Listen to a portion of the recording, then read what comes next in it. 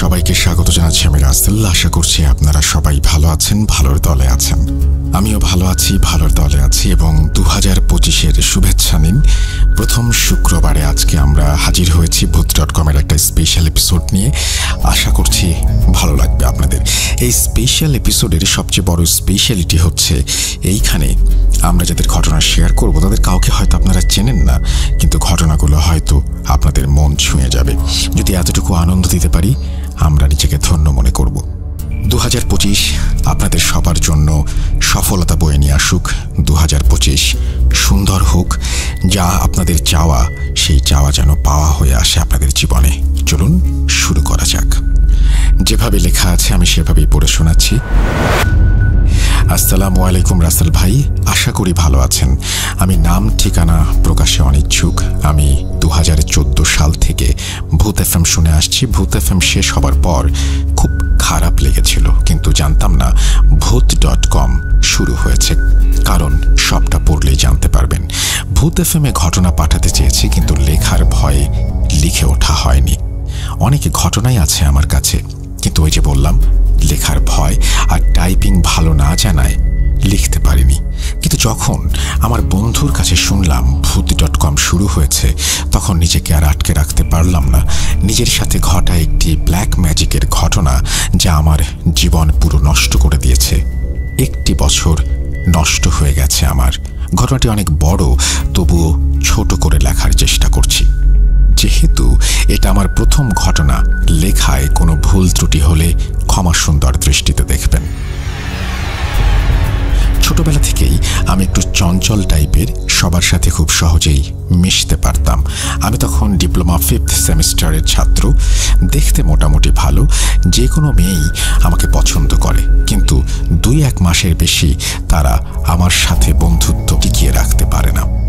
2020 সালের ডিসেম্বর মাসের 26 তারিখ ফেসবুকে একটা মেয়ের সাথে পরিচয় হয়। আমি আগেই বলেছি আমার সম্পর্ক কারো সাথেই 2-1 মাসের বেশি থাকতো না, কিন্তু এইবার তার উল্টো হলো। নিজের অজান্তেই মেয়েটির সাথে দেখা করার পর তাকে ভালো লেগে যায়। শুরু হয় কথা বলা। বলে রাখা ভালো, আমি যে পলিটেকনিকে পড়তাম সেটি ছিল এক জেলায়, আর মেয়েটির বাসা ছিল অন্য জেলায়। এর মধ্যে আমার 5th সেমিস্টারের পরীক্ষা শুরু হয়। পরীক্ষা শেষ হবার পর আমি মেয়েটাকে চাপ দিতে থাকি বিয়ের জন্য। সে তার পরিবারকে বলে বিষয়টা, আমিও আমার পরিবারকে জানাই। আমার পরিবার মানলেও তার পরিবার সেটা মেনে নেয় না। আমরা পালিয়ে গিয়ে বিয়ে করার সিদ্ধান্ত নেই। যাই হোক, সে বলে সে সময় পেলে বেরিয়ে চলে আসবে। এর মধ্যে 4টা মাস কেটে যায় এবং 6ষ্ঠ সেমিস্টারের পরীক্ষার 1 মাস বাকি। সে হঠাৎ ফোন দিয়ে বলল, আমি মাওয়াঘাটে আছি, আমাকে নিয়ে যাও। আমি 7-5 না ভেবে মেসে ছোট ভাইকে আর একটা ফ্রেন্ডকে নিয়ে চলে যাই। তাকে নিয়ে সরাসরি আমার বাসায় চলে আসি। যেহেতু আমার পরিবার মেনে নিয়েছিল, তাই তারা আমাদের বিয়েটা দিয়ে দেয়। ভালোই কাটছিল দিনকাল। এর মধ্যে আমার মা তার কাছ থেকে তার পরিবারের নাম্বার নেয় এবং তার পরিবারকে আমাদের ঠিকানা দেয়। পরদিন তার পরিবার আমাদের বাসায় এসে উপস্থিত। আমি দেখে পুরোই হতবাক। কিরে, কিভাবে কি হলো? মায়ের কাছে জানলাম মা আসতে বলেছেন। তারা আমাদের উপরে খুব ক্ষিপ্ত, তাদের না জানিয়ে বিয়ে করার জন্য। অনেক জল্পনা কল্পনা শেষে যখন তারা মেয়েকে নিয়ে যাওয়ার জন্য রাজি করাতে পারল না, তখন তারা খাওয়া দাওয়া শেষ করে চলে যায়। 1 মাসের মতো বাসায় থাকার পর পরীক্ষার সময় হলে আমি কলেজে চলে আসি। এত কিছু কেন বললাম? যাতে আপনাদের বুঝতে একটু সুবিধা হয়। যাই হোক, আমি আসার কিছুদিন পর রমজান মাস শুরু হয়ে যায়। প্রথম রোজার দিন মা ফোন দিয়ে বলে তারা সব মেনে নিয়েছে। আমি ভাবি যাক, আলহামদুলিল্লাহ। বেশ ভালোভাবে তখন তারা যোগাযোগ করে আমার সাথে। 7ম রোজার দিন মা আবার ফোন দিয়ে বলে তোর খালা শাশুড়ি আর তার ছেলে এসেছে, তোর বউকে নিয়ে যাবে। তোর পরীক্ষা শেষ হলে তোকে আর তোর বাবাকে গিয়ে নিয়ে আসতে বলেছে। আমি বলি না, আমি বাসায় না যাওয়া পর্যন্ত কোথাও যাওয়া যাবে না। পরে সবার জোরাজোরিতে বলি আচ্ছা ঠিক আছে, 7 দিনের জন্য, তারপর যেন নিয়ে আসে। তারা বিষয়টা মেনে নেয় এবং তাকে নিয়ে চলে যায়। ঘটনা মূলত এখান থেকেই শুরু। পরদিন তারা বাসায় ফিরে আমায় ফোন না দেওয়ায় আমি দুপুরে ফোন দেই। ঠিকঠাক বাসায় পৌঁছেছে কিনা সেটা বোঝার জন্য। ফোন দেওয়ার পর রীতিমতো আমি শকড হয়ে যাই। কথা বলছি, আমি আমার বউ আমাকে বলছে, তুই আমাকে ব্যবহার করেছিস, তুই আমাকে আর কোনো দিন ফোন দিবি না। আমি ভাবছি, এটা কে যে আমায় ছাড়া কিছু বুঝতো না, সে এগুলি কিভাবে বলতে পারলো, ভাবতে পারলো? ফোনের ওই পার থেকে আবার কথা আসলো। এবার তার মা বলছে, তোমায় আমি ছাড়বো না, তোমার জীবনটা আমি নষ্ট করে ছাড়বো। আমি ফোন কেটে দিয়ে বাসায় ফোন দিলাম। মা ফোন ধরেই কাঁদো কাঁদো গলায় বলছে, তোর বউ আমাকে খুব অপমান করেছে, আর তোর শাশুড়ি। আমি ভাবছি, কি হচ্ছে এগুলো? এর মধ্যে মা বলল তারা সোজা জানিয়ে দিয়েছে তারা আর এই বউকে বাসায় আসতে দেবে না। এগুলো শুনে আমার মাথা কাজ করছিল না। রাগে আমি আর কোনো কথা বলি না। এরপরে তারা আমাদেরকে যার পাঠাবে না মেয়েটিকে, সেটা আমরা বুঝতে পারি এবং আমি ফোন রেখে শুয়ে পড়ি। এগুলো নিয়ে তখন আমি তেমন কিছু ভাবিনি। তখন আমার মনে হয়নি যে তারা আমার সাথে খারাপ কিছু করবে। ঠিক সেই সময় কেউ যেন দরজায় টোকা দিল। আমি বললাম, দরজা খোলা আছে, কিন্তু তারপর আর কোনো আওয়াজ নেই। একটু ঘাবড়ে গেলাম। তারপর ভাবলাম হয়তো কেউ মজা করছে, কিন্তু একটু পরেই ভাবলাম মেসে তো কেউ নেই আমি ছাড়া। রুমমেট পরীক্ষা দিতে চলে গেছে, আর কেউ কেউ বাইরে আছে। তারপর আবার ভাবলাম সব আমার মনের ভুল, যেহেতু মেসটা গ্রামের ভেতরে, কেউ হয়তো মজা করছে। পরীক্ষা পরদিন একটু পড়তে চাইলাম, কিন্তু পারলাম না, শুয়ে পড়লাম। কখন ঘুমিয়ে গেছি জানি না। ঘুমের মধ্যে একটা স্বপ্ন দেখলাম, কে যেন আমাকে বলছে, তুই বাঁচবি না, তোকে মরতেই হবে বলে আমার উপর ঝাঁপিয়ে পড়ল। আমি চিৎকার করছি, কিন্তু আমাকে সাহায্য করার মতো কেউ নেই। আমি হঠাৎ এক সময় খেয়াল করলাম যে আমার ওপর ঝাঁপিয়ে পড়ল সে আর কেউ নয়, আমার স্ত্রী। আমি ভয় পেয়ে গেলাম আর বললাম, তুমি? তারপর আর কিছু মনে নেই। আমার যখন ঘুম ভাঙে তখন আমি তাকিয়ে দেখি আমি মেস মালিকের বাসায়, পাশে ছোট ভাই বন্ধুরা দাঁড়িয়ে আছে। আমি বললাম, আমি এখানে কিভাবে? মেস মালিক আমাকে খুব ভালোবাসতো, কোনোদিন রাগ করে বা জোরে কোনো কথা বলেনি আমার সাথে, কিন্তু সেদিন রাগান্বিত হয়ে বলল জানে না কিছু এবং নির্দেশ দিল আমাকে যেন এখনই বাসায় নিয়ে যাওয়া হয়। আমার শরীরে খুব ব্যথা করছিল। আমি আমার এক বন্ধুকে বললাম, আমাকে রুমে নিয়ে চল।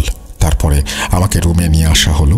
আমি সবাইকে বাইরে যেতে বললাম, 2 জন ছাড়া, সেই 2 জন যারা মেয়েটাকে আনতে সাহায্য করেছিল। তারা যেভাবে বলেছিল সেভাবেই বলছি।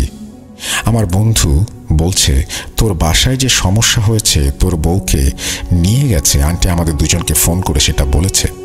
তোর রুমমেট যখন পরীক্ষা দিয়ে এসে রুমে তোকে পায় না, তখন আমাকে ফোন দেয়, কারণ সে জানতো তুই আমাদের সাথে যাসনি। তাছাড়া রুমের দরজা নাকি খোলা।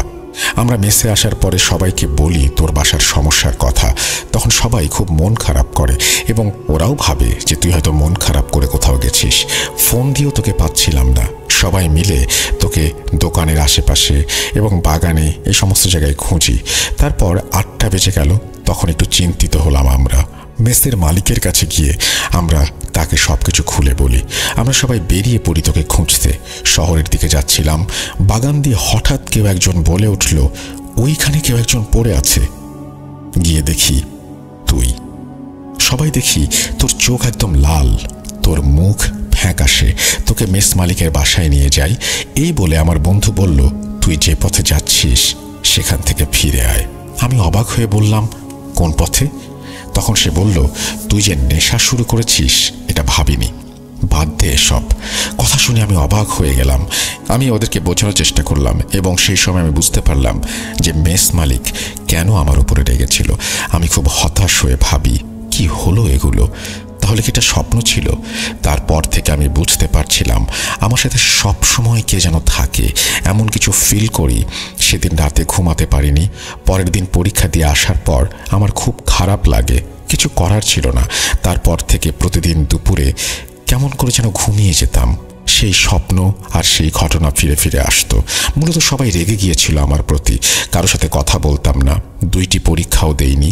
সবাই ভাবে আমি নেশা করছি। এক পর্যায়ে মেস মালিক আমার বাসায় খবর দেয়। বাসা থেকে বাবা মা এসে সবটা শুনে আমায় বুঝিয়ে রেখে আসবে, কিন্তু মেস মালিক বলে আমি এমন ছেলেকে মেসে রাখবো না, সে নেশা করে, আমার মেসের নাম খারাপ হবে।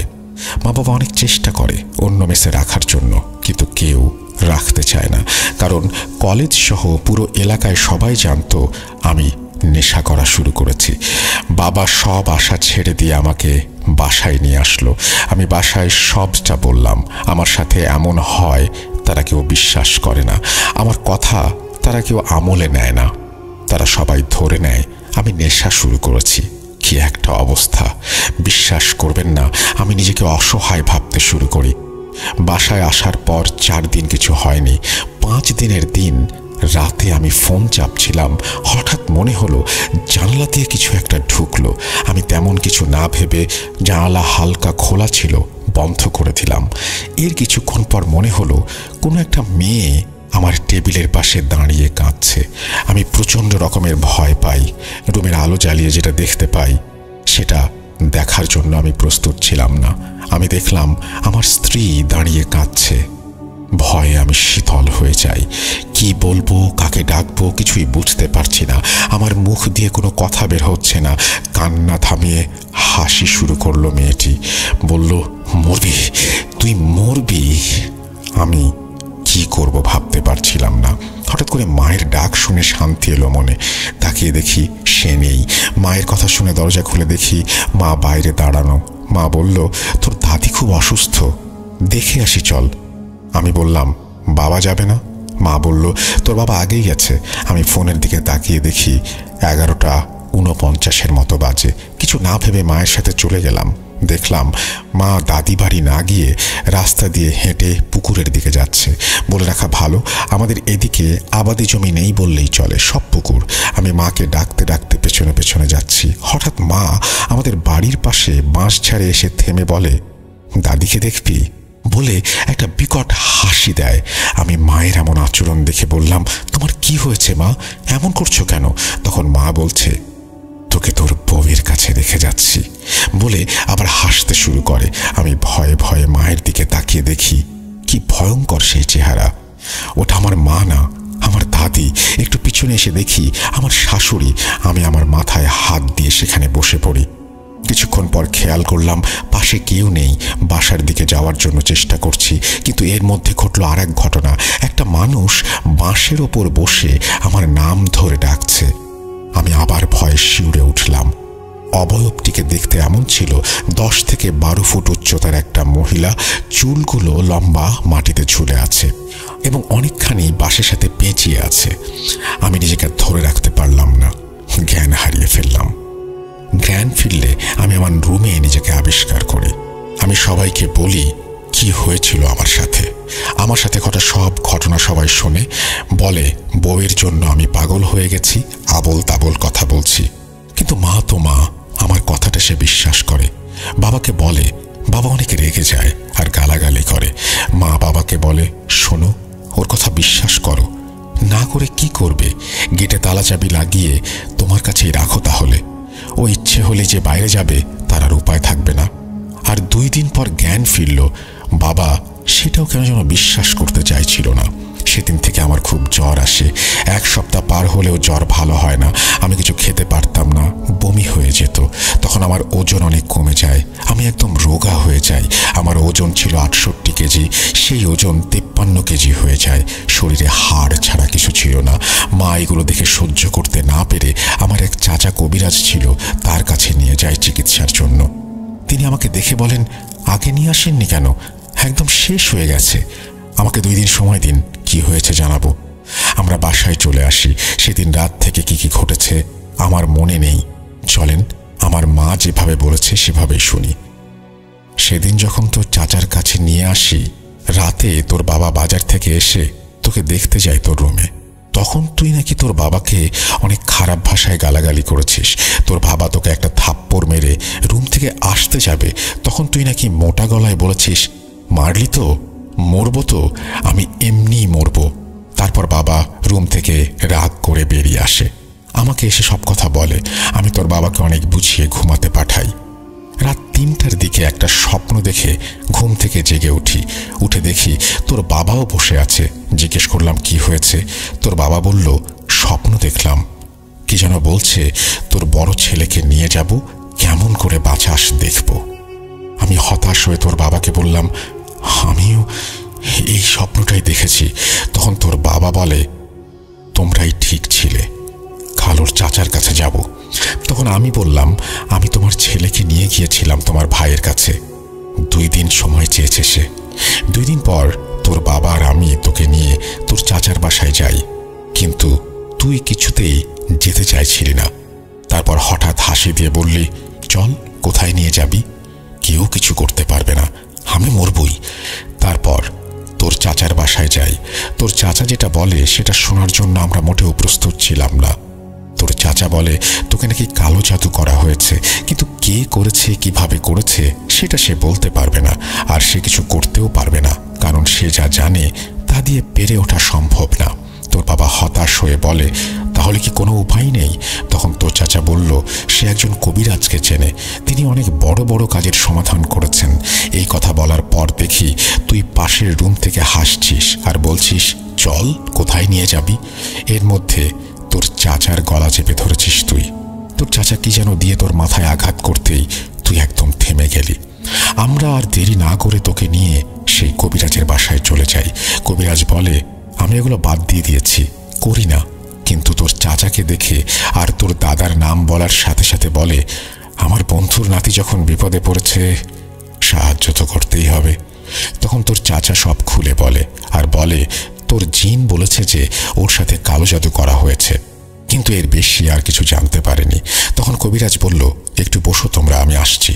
10-15 মিনিট পর কবিরাজ এসে বলল, তোমার ছেলে একটা মেয়েকে বিয়ে করেছে। আমি বললাম, হ্যাঁ, কিন্তু ডিভোর্সও হয়ে গেছে, আর ওরা ডিভোর্স লেটার পাঠিয়ে দিয়েছে। মা আমায় বলেছে, তোর কিছু মনে নেই, তোর ডিভোর্স পেপারের খবর তুই জানিসও না। মা আবার বলা শুরু করলো। কবিরাজ তখন বলল, হ্যাঁ, সব জানি আমি, ওর ওপর সত্যিই কালো জাদু করা হয়েছে, আর এটা করা হয়েছে অনেক খারাপভাবে। আমি তখন বললাম, কে করেছে এই কাজ বলবেন? কবিরাজ বললেন, এখনো জানতে পারিনি, তবে জেনে যাব। ওর ওপর কালো জাদু করা হয়েছে, তাতে 2টো খাসি বলি দিয়ে একটা খারাপ আর একটা শক্তিশালী জিনকে আহ্বান করা হয়েছে। ওকে মেরে ফেলার জন্য এসব করা হয়েছে, আর এতে ব্যবহার করা হয়েছে ওর মাথার চুল, শ্মশানের মাটি আর ওর ব্যবহৃত একটি জামা। এগুলো এক জায়গায় করে খাসির রক্ত দিয়ে 49টি তাবিজ পুঁতে দেওয়া হয়েছে। তোমরা ওকে নিয়ে বাসায় যাও, আমি 6 তারিখ তোমাদের বাসায় যাব।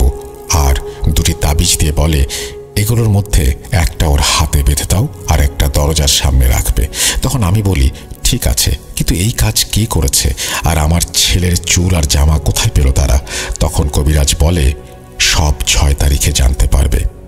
আমরা বাসায় চলে আসি, কিন্তু ভুল করে ফেলি একটা, সেটি হলো তাবিজ একটা হারিয়ে ফেলি, আর একটা তো কবিরাজ নিজেই তোর হাতে পরিয়ে দিয়েছিল, তাই ওটা তোর হাতেই ছিল। তোর চাচা বলে, ওর সাথে তো তাবিজ আছে, কিছু হবে না, আল্লাহ ভরসা। কবিরাজের বাসায় থাকতে তুই কোনো কথা বলিসনি। বাসায় আসার পর তোর চাচার কথা শুনে বিকট শব্দে হাসি দিয়ে গালি দিতে শুরু করলি। কিছু করতে পারবি না, যা যা, তোরা যা, আমার কোনো সমস্যা নেই। ভাবছিলাম তাবিজ দেয়া আছে, তাই কোনো সমস্যা হবে না, কিন্তু দ্বিতীয় তাবিজের কথা মনেই ছিল না। সকালেও তুই স্বাভাবিকভাবে খাবার খেলি, কিন্তু কে জানে দুপুরে এত বড় ক্ষতি হয়ে যাবে। দুপুরে তোর রুমে গিয়ে দেখি বিষের গন্ধে রুমে ঢোকা যাচ্ছে না। তোকে বললাম, কি করছিস তুই? তুই মোটা গলায় বললি, বিষ খেয়েছি। খাবি? বলেছিলাম না নিয়ে যাব বলে হাসতে শুরু করলি। আমি চিৎকার করায় সবাই এসে তোকে জোর করে হাসপাতালে নিয়ে যেতে চায়, কিন্তু কেউ পারছিল না। আল্লাহর অশেষ দয়ায় 25-30 জন লোক কাজ শেষ করে বাসায় ফিরছিল। তারা ধরাধরি করে তোকে নিয়ে যায় ডাক্তারের কাছে। যাওয়ার পর তোকে ওয়াশ করা হয়। তুই একদম সুস্থ হয়ে গিয়েছিলি, একাই বাসায় চলে এসেছিলি, কিন্তু পরদিন সকাল থেকে এমন ঝাঁকুনি শুরু হয়, আবার মেডিকেলে ভর্তি করা হয় তোকে। সবাই অনেক চিন্তায় পড়ে গিয়েছিল তোকে নিয়ে। ডাক্তাররাও কেউ বলতে পারছিল না কি হয়েছে, কি করা যেতে পারে। এমন আচরণ দেখে ডাক্তার বা আশেপাশের মানুষও ভয় পেত। এসবই তোর বাবার মুখে শোনা, আমায় তো যেতে দেয়নি। এর মধ্যে তোর চাচা কবিরাজকে সব খুলে বলে।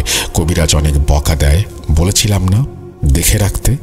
আমার কথা শোনেন নাই, তাবিজও হারিয়ে ফেলেছেন, বলেন নাই। এখন যত তাড়াতাড়ি সম্ভব আমার সাথে দেখা করেন।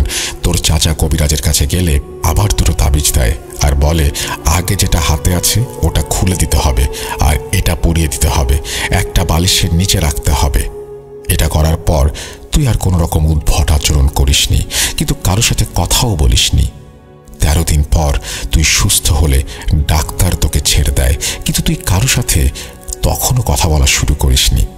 এলাকার সবাই বলে তুই মেয়েটার জন্য বিষ খেয়ে পাগল হয়ে গেছিস। যাই হোক, কবিরাজ তুই সুস্থ হওয়ার 5 দিন পর আসে, অর্থাৎ নভেম্বরের 23 তারিখ। তখন তিনি তোর রুমে ঢুকে তোকে আনতে বলে। তোকে একটা গোল বৃত্তের মধ্যে বসানো হয়। তিনি বলেন, 1 ঘন্টা আমি একে আটকে রাখতে পারবো। এর মধ্যে জোড়া খাসি একদমে কিনতে হবে, আর 1 মণ মিষ্টি, 3 হাত কাফনের কাপড় লাগবে। আধা ঘন্টার মধ্যে এসব ব্যবস্থা করতে হবে। তোর বাবা যায় মিষ্টি আর কাফনের কাপড় আনতে, আর তোর মামা আসে। সেই দিন তোর মামা বের হয় খাসি কিনতে। এর মধ্যে কবিরাজ তোর চাচাকে বলে তোর পেছনে বসতে, আর আমাকে একটা সাইডে বসতে বলে।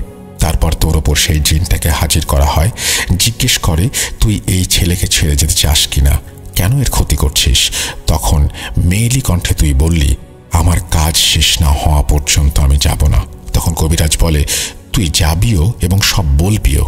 এই বলে ব্যাগ থেকে জমজম কূপের পানি বের করে কি যেন পড়ে ছিটিয়ে দেয়। তখন তুই বললি, বেশিক্ষণ আটকে রাখতে পারবি না আমাকে, আমি বের হলে কি হবে জানিস তো। তখন কবিরাজ আবার পানি ছিটিয়ে দেয়, বলে, বের হতো। আমি জানি তোকে কে পাঠিয়েছে, কিন্তু আমি তোর মুখ থেকে শুনবো। কিন্তু কবিরাজ কোনোভাবেই বলাতে পারছিল না। এর মধ্যে তোর মামা আর বাবা এসে পড়ে। 40 মিনিট লেগেছিল তাদের এগুলো জোগাড় করে নিয়ে আসতে। কবিরাজ সাথে সাথে তোর চাচাকে ইশারা করে। তোর চাচা তোর বাবার কাছ থেকে কাফনের কাপড় নিয়ে কিছু অংশ কেটে তোর চোখে বেঁধে দেয়, আর খাসিটা তোর সামনে রেখে দেয়। বাকি কাফনের অংশে তোর নাম আর কি যেন লেখে এবং খাসির ওপর দিয়ে দেয়। তারপর সাথে সাথে তুই একদম ছোটাছুটি শুরু করে দিস। এর মধ্যে তোর চাচা 1 কোপে কাফনে জড়ানো খাসির গলা কেটে দেয়।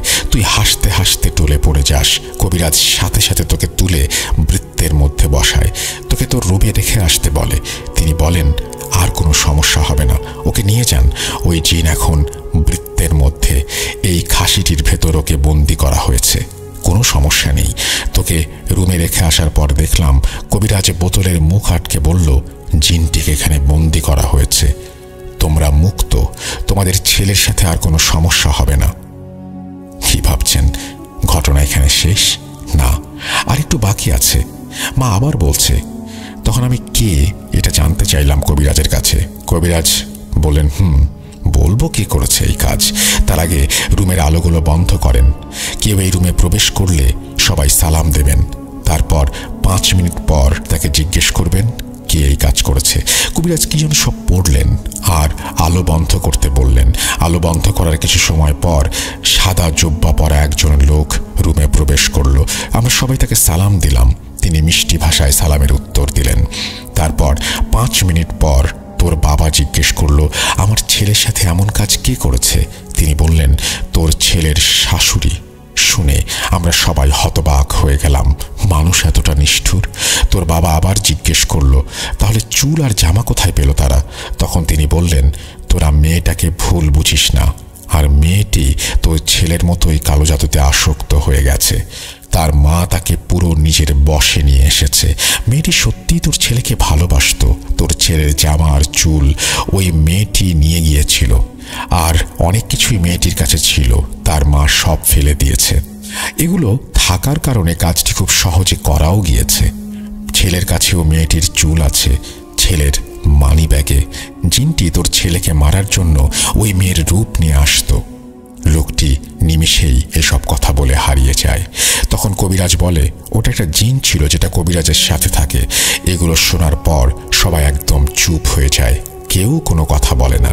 কবিরাজ তার কাজ শেষ করে তাকে একটা তাবিজ দেয়, আর 2 মাস গরুর মাংস খেতে বারণ করে।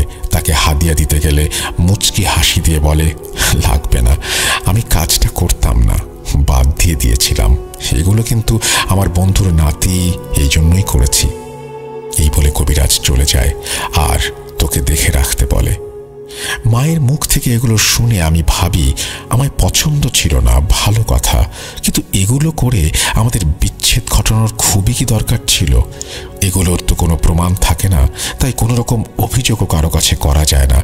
আমার বাবা ক্ষিপ্ত হয়ে তাদের ওপর কালো জাদু করতে চেয়েছিলেন, কিন্তু মা বলেন, কি দরকার, যেটা ওরা করেছে আমরাও যদি তাই করি, আমার ছেলে তো বেঁচেই গিয়েছে। এটা মহাপাপ। আল্লাহ আমাদের মাফ করুন। কেউ যদি পাপ করে থাকে তাকেও মাফ করুন। আসলে আমরা জেনে শুনে কেন পাপ করব? কালো জাদু কি জিনিস আমরা হাড়ে হাড়ে টের পেয়েছি। এই কাজ কেউ করবেন না, খুবই খারাপ কাজ। আমি এখনো অসুস্থ, আমার জন্য সবাই দোয়া করবেন। অসুস্থ অবস্থায় লিখলাম, সিলেক্ট হলে জানাবেন, আর লেখায় ভুল ত্রুটি হলে ক্ষমা সুন্দর দৃষ্টিতে দেখবেন। এই বলে তিনি তার ঘটনা শেষ করেছেন। ধন্যবাদ আপনাকে আপনার ঘটনার জন্য। আশা করছি আমাদের এই ঘটনাটি যারা শুনলেন তাদেরও ভালো লেগেছে। আমরা সরাসরি চলে যাব আমাদের পরবর্তী ঘটনায়। আশা করছি আমাদের সঙ্গেই থাকবেন।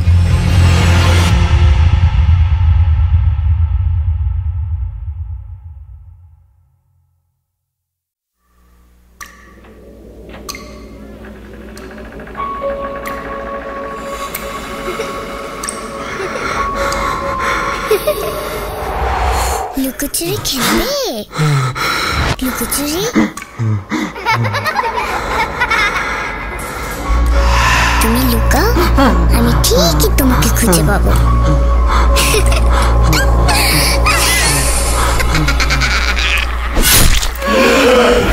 ভূত.com with রাসেল। Welcome back. আপনাদের সবাইকে স্বাগত জানাচ্ছি। আমি রাসেল। আশা করছি আপনারা সবাই ভালো আছেন, ভালোর দলে আছেন। আমিও ভালো আছি, ভালোর দলে আছি। এবং এখন সরাসরি চলে যাব অডিও ক্লিপে। আশা করছি আপনারা প্রথম থেকে শেষ পর্যন্ত আমাদের সঙ্গেই থাকবেন। কোনো কথা না বলে চলুন সরাসরি চলে যাই ঘটনায়। আসসালামু আলাইকুম। আমি পোল্যান্ড থেকে সাবরিনা বলছি। আমি আসলে ভূত FM, ভূত.com দুটারই ভীষণ ফ্যান। আমার প্রতিদিন একটা এপিসোড হলো ভূত.com এর আমার শুনতে হয়। বিশেষ করে আমি রান্না করার টাইমে তো ভূত.com একটা কমন জিনিস যেটা চলবে আর আমি রান্না করব। তো আর অবশ্যই অরিজিনাল যে পেজটা আছে সেটাই সাবস্ক্রাইব করা, সেটা থেকে শুনি। যদিও সময়ের একটা পার্থক্যের কারণে আমি লাইভ শোগুলো শুনতে পারি না, তো পরে রেকর্ডের যে শোগুলো থাকে সেগুলো আসলে শুনতে হয়। যাই হোক, আমার সাথে আল্লাহর রহমতে কখনো কোনো কিছু আমি ফেস করিনি। আমি কখনো কোনো ঘটনা এরকম ঘটে নাই, বা আমি প্রত্যক্ষদর্শী এরকম ভাবে না।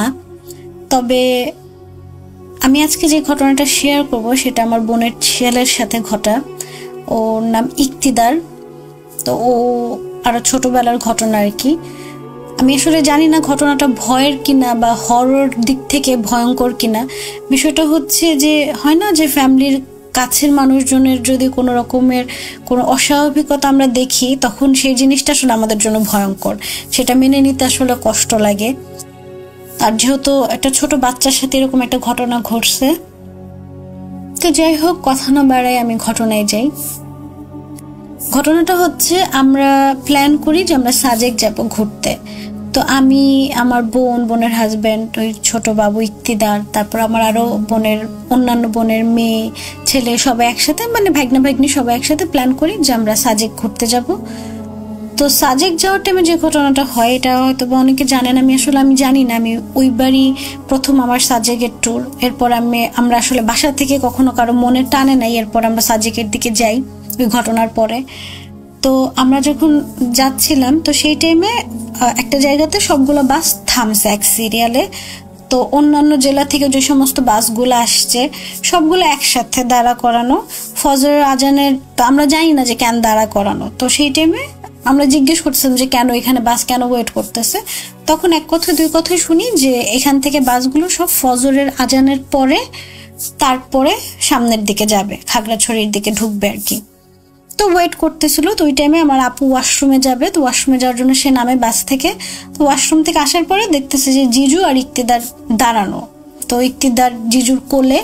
তো এমন টাইমে হুট করে ইকতিদার, তখনও কিন্তু ফজরের আজান পড়ে নাই, তারও আগে, হুট করে ইকতিদার ভাও ভাও এরকম বলে হাত দিয়ে একটা জায়গা দেখাইছে, আর সাথে সাথে ওর পুরো শরীর ঝাড়া দিছে, মানে শরীর ঝাড়া দিয়ে উঠছে। তো আপু ভাবছে যে ওর হয়তো বা ঠান্ডা লাগতেছে। তো আপু জিজুরে বলতেছে যে ইকতির আব্বু চলো আমরা বাসের ভিতরে চলে যাই, ইকতিদারের হয়তো বা ঠান্ডা লাগতেছে। আবার সেই টাইমটা হয়তো বা নভেম্বর ডিসেম্বরের দিক ছিল, আমার আসলে টাইমটা ঠিক খেয়াল নেই, তবে হ্যাঁ ঠান্ডা ঠান্ডা ছিল ওয়েদার। তো তো বাসের মধ্যে চলে আসে। তো ছোট মানুষ, আমরা আসলে বুঝি নাই যে ও আসলে কিছু দেখে ভয় পাইছে বা কিছু, আমরা জানি না। তো আমরা ওই টাইম পর্যন্ত আমরা কিছুই জানি না। এটা হচ্ছে জিজু আর সীমা আপুর সামনে এই ঘটনাটা, মানে আমার আপুর সামনে এই ঘটনাটা ঘটছে। তো তারা বাসে চলে আসে। তো বাস ফজরের আজানের পরে রওনা হয়ে আমরা খাগড়াছড়িতে নামি। খাগড়াছড়িতে নামার পর যেটা হয়, আমরা নেমে একটা খাবারের হোটেলে ঢোকার সাথে সাথে হয় কি, ইক্তিদার একদম মানে হুট করে ও খিচনি দেওয়া শুরু করে। ঠিক আছে, ফার্স্টে হয় ওর শরীর হাত পা একদম ছেড়ে দিছে, এরকম হাত পা ছেড়ে দিছে। তো এই অবস্থাতে আপু ওরে কোলে নেওয়া, তো দেখতেছে যে ও খিচনি দিচ্ছে, মানে এটা আমাদের চোখের সামনে দেখা, যে এরকম ভাবে খিচনি দিচ্ছে। ওর হাত পা আমি দেখতেছি যে সোজা হয়ে গেছে, ওর মুখ দিয়ে লিটারালি ফেনা বের হওয়া শুরু করছে। আল্লাহ মাফ করুক। মানে এত ভয়ঙ্কর ছিল এই দৃশ্যটা আমাদের জন্য, এত কষ্টদায়ক ছিল যে একটা ছোট বাচ্চা ওর এরকম একটা সিন আমরা দেখতেছি ওই টাইমটাতে। তো আমরা তো ভয়ে শেষ, আল্লাহ আল্লাহ করতেছি, সূরা পড়তেছি, ফু দিচ্ছি, কি করবো আমরা ওই টাইমে। ওইখানে আমরা ফার্স্ট টাইম গেছি, আমরা জানিও না হসপিটাল কোন দিকে, কিচ্ছু বুঝতেছি না, মানুষজন একদম জড়ো হয়ে গেছে। এই অবস্থায় জিজু কি করলো, ওরে জ্যাকেট দিয়ে জাস্ট ধরে টাইট করে ঠান্ডার মধ্যে দৌড় দিছে বাইরের দিকে, যে ওরে হসপিটালের দিকে নিয়ে যাবে। তো ওই টাইমে একটা অটোওয়ালা তারে বলতেছে যে কোথায় যাবেন, তো বলতেছে যে হসপিটালে, যে আমার বাচ্চার অবস্থা ভালো না। তো অটোওয়ালা, আল্লাহ ওনার ভালো করুক, ওই ভদ্রলোক, উনি বলতেছে যে আমার অটোতে উঠেন, আমি আপনারে নিয়ে যাই।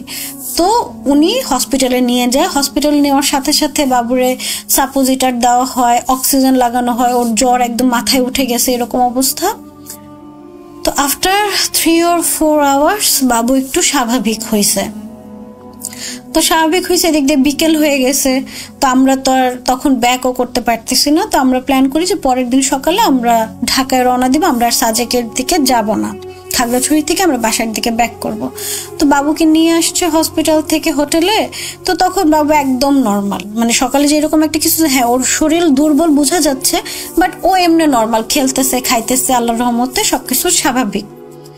তো সকালে রাত্রে থেকে ওর আবার জ্বর ওঠা শুরু হয়েছে, সকালে ওর জ্বর, ভীষণ জ্বর। সেই অবস্থাতেই আমরা ঢাকায় রওনা দিই, ঢাকায় চলে আসি।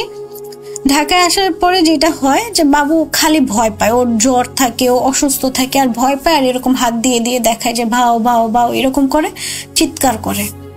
তো আমরা বুঝতেছিলাম না, ডাক্তার দেখাইছে, ডাক্তার বলছে ওর অতিরিক্ত জ্বরের কারণে এরকম করতেছে। তো এটা আসলে সাইন্টিফিক ব্যাখ্যায় ডাক্তার বলছে যে ও জ্বর মাথায় উঠে গেছিল, এর জন্য এরকম খিচনি হয়েছে, বা ওইদিকে অক্সিজেন লেভেল কম, বাচ্চার সমস্যা হয়েছে, এটা সাইন্টিফিক ব্যাখ্যা। তো তারপর ওর ভয় পাওয়া কমে না, ওর অসুস্থতা কমে না, এত ডাক্তার, এত মেডিসিন, কোনো কিছুতেই কাজ হচ্ছে না, ও ভয় পাচ্ছে। আর ভয় পাইলে ওর এরকম জ্বর আসে। তো ওরা তখন গাজীপুর থাকে, তো গাজীপুর থেকে ওরা আবার ঢাকায় নিয়ে আসছে আমাদের বাসায়। আসার পরে আমাদের যে মসজিদের যে ইমাম সাহেব, তাকে ভাইয়া বলে যে আপনি একটু আসবেন হুজুর, ওরে একটু ঝেড়ে দেওয়ার জন্য বা দেখার জন্য যে কি হয়েছে। তো ইমাম সাহেব নিচে বসা আমাদের ড্রয়িং রুমে, আর উপরে বেডরুমে ইক্তিদার খেলতেছিল। তো ইক্তিদারকে উপর থেকে নিচে নিয়ে আসতেছে। তো ও জাস্ট সিঁড়ির এক সাইড থেকে ইমাম সাহেবকে দেখছে, দেখে ও চিৎকার শুরু করছে, লিটারালি ও জোরে জোরে চিল্লানো শুরু করছে। মানে ও থাকবে না, ও নিচে কোনোভাবেই থাকবে না, ওরে কেউ ধরে রাখবে না, মানে ও চিল্লাচিল্লি শুরু করছে, মানে ধরাও যাচ্ছে না, এরকম একটা অবস্থা। তো ইমাম সাহেব বললো আচ্ছা ঠিক আছে ঠিক আছে, ও হয়তো বা ভয় পাইতেছে, আচ্ছা ঠিক আছে ওরা উপরে নিয়ে যান। তো ওরা উপরে নিয়ে গেছে। তো যাওয়ার পরে ইমাম সাহেব যেটা বললো যে ও কোনো কিছু দেখে ভয় পাইছে, ও তো ছোট মানুষ, কথা তো বলতে পারেনি স্পষ্টভাবে বা ক্লিয়ার না, যে ও বলবে যে কি দেখছে, বা খারাপ কিছু দেখছে, ভালো কিছু, সেটা তো বলতে পারতেছে না। বাট যেটাই দেখছে ও হয়তো বা খারাপ কোনো কিছু দেখছে, যেটা দেখে ও ভয় পাইছে, আর ভয় পাওয়ার কারণে ও এরকম করতেছে। আর এরকম ও হয়তো কিছু দেখে, যেটা ওরে দেখা দেয়, আর ও এরকম ভাও ভাও বলে। তো এটা হলো ইমাম সাহেবের ব্যাখ্যা। তারপর ইমাম সাহেব হলো পানি পড়া দেয়। তো পানি পড়া দেওয়ার পরে আপু ও খেলতেছিল, তো পানি পড়া নিয়ে যে আমার ভাগ্নি, হয়তো বা হ্যাঁ আপু বা আমার ভাগ্নি, দুজনের একজন পানি পড়া উপরে নিয়ে গেছে।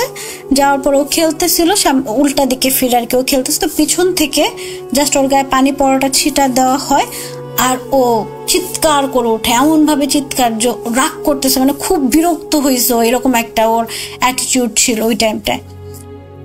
তো এরপরে আল্লাহর রহমতে ওদের বাসায় গাজীপুরে ইমাম সাহেবের যাওয়ার কথা ছিল বাসা বন্ধ করার জন্য। তো সেই টাইমে রাস্তার কাজটা যারা অনেক আগের ঘটনা যেহেতু, তো টাইমেরও একটা বিষয় ছিল, যাওয়া হয় না। তো তবে এইখান থেকে নাকি কিভাবে বাসা বন্ধ করা যায়, তো ওইভাবে ইমাম সাহেব বাসাটা বন্ধ করে দিছে। তো আর পানি পড়া দেয়। আল্লাহর রহমতে দেখা গেছে এরপর থেকে বাবুর যে ভয় পাওয়ার যে বিষয়টা, সেই জিনিসটা রিকভার হয়েছে। আল্লাহর রহমতে সুস্থ ছিল, মানে রিকভার করছে আর কি। এখন আমি জানি না এটা ভয়ের ঘটনা বা ভয়ঙ্কর কোনো কিছু বা কি, তবে যেটা আমরা যতটুকু শুনছি বা যতটুকু দেখছি সেই প্রেক্ষিতে বললাম। কারণ ও যদি কোনো কিছু নাই দেখতো বা ওর সাথে যদি কোনো কিছু নাই হইতো, ও হয়তো বা এরকম ভাবে হাত দিয়ে দিয়ে দেখায় কোনো কিছু বলতো না যে ও মানে ওখানে কিছু একটা আছে, ও ভয় পাচ্ছে, এই জিনিসটা হয়তো ও প্রকাশ করতে পারতো না। বা ও ইমাম সাহেবকে দেখে এত রিয়াক্ট করার কিছু ছিল না, বা পানিটা দেওয়ার কারণে ওর রিয়াক্ট করার কিছু ছিল না। এখন বাকিটা আল্লাহ ভালো জানে। তবে আলহামদুলিল্লাহ বাবু সুস্থ আছে, এখন তো স্কুলে যায়, মাশাআল্লাহ বড় হয়ে গেছে। তো সবাই দোয়া করবেন যেন বাবু সুস্থ থাকে, ভালো থাকে। আর আমার আরো কিছু ঘটনা আছে যেগুলা আমি অন্যান্য মানুষের কাছ থেকে শুনছি। আমার হাজবেন্ডের সাথে একটা ঘটনা আছে, সেটা আমি অন্য সময় ইনশাল্লাহ আবার শেয়ার করব। সবাই ভালো থাকবেন। আল্লাহ হাফেজ। আসসালামু আলাইকুম।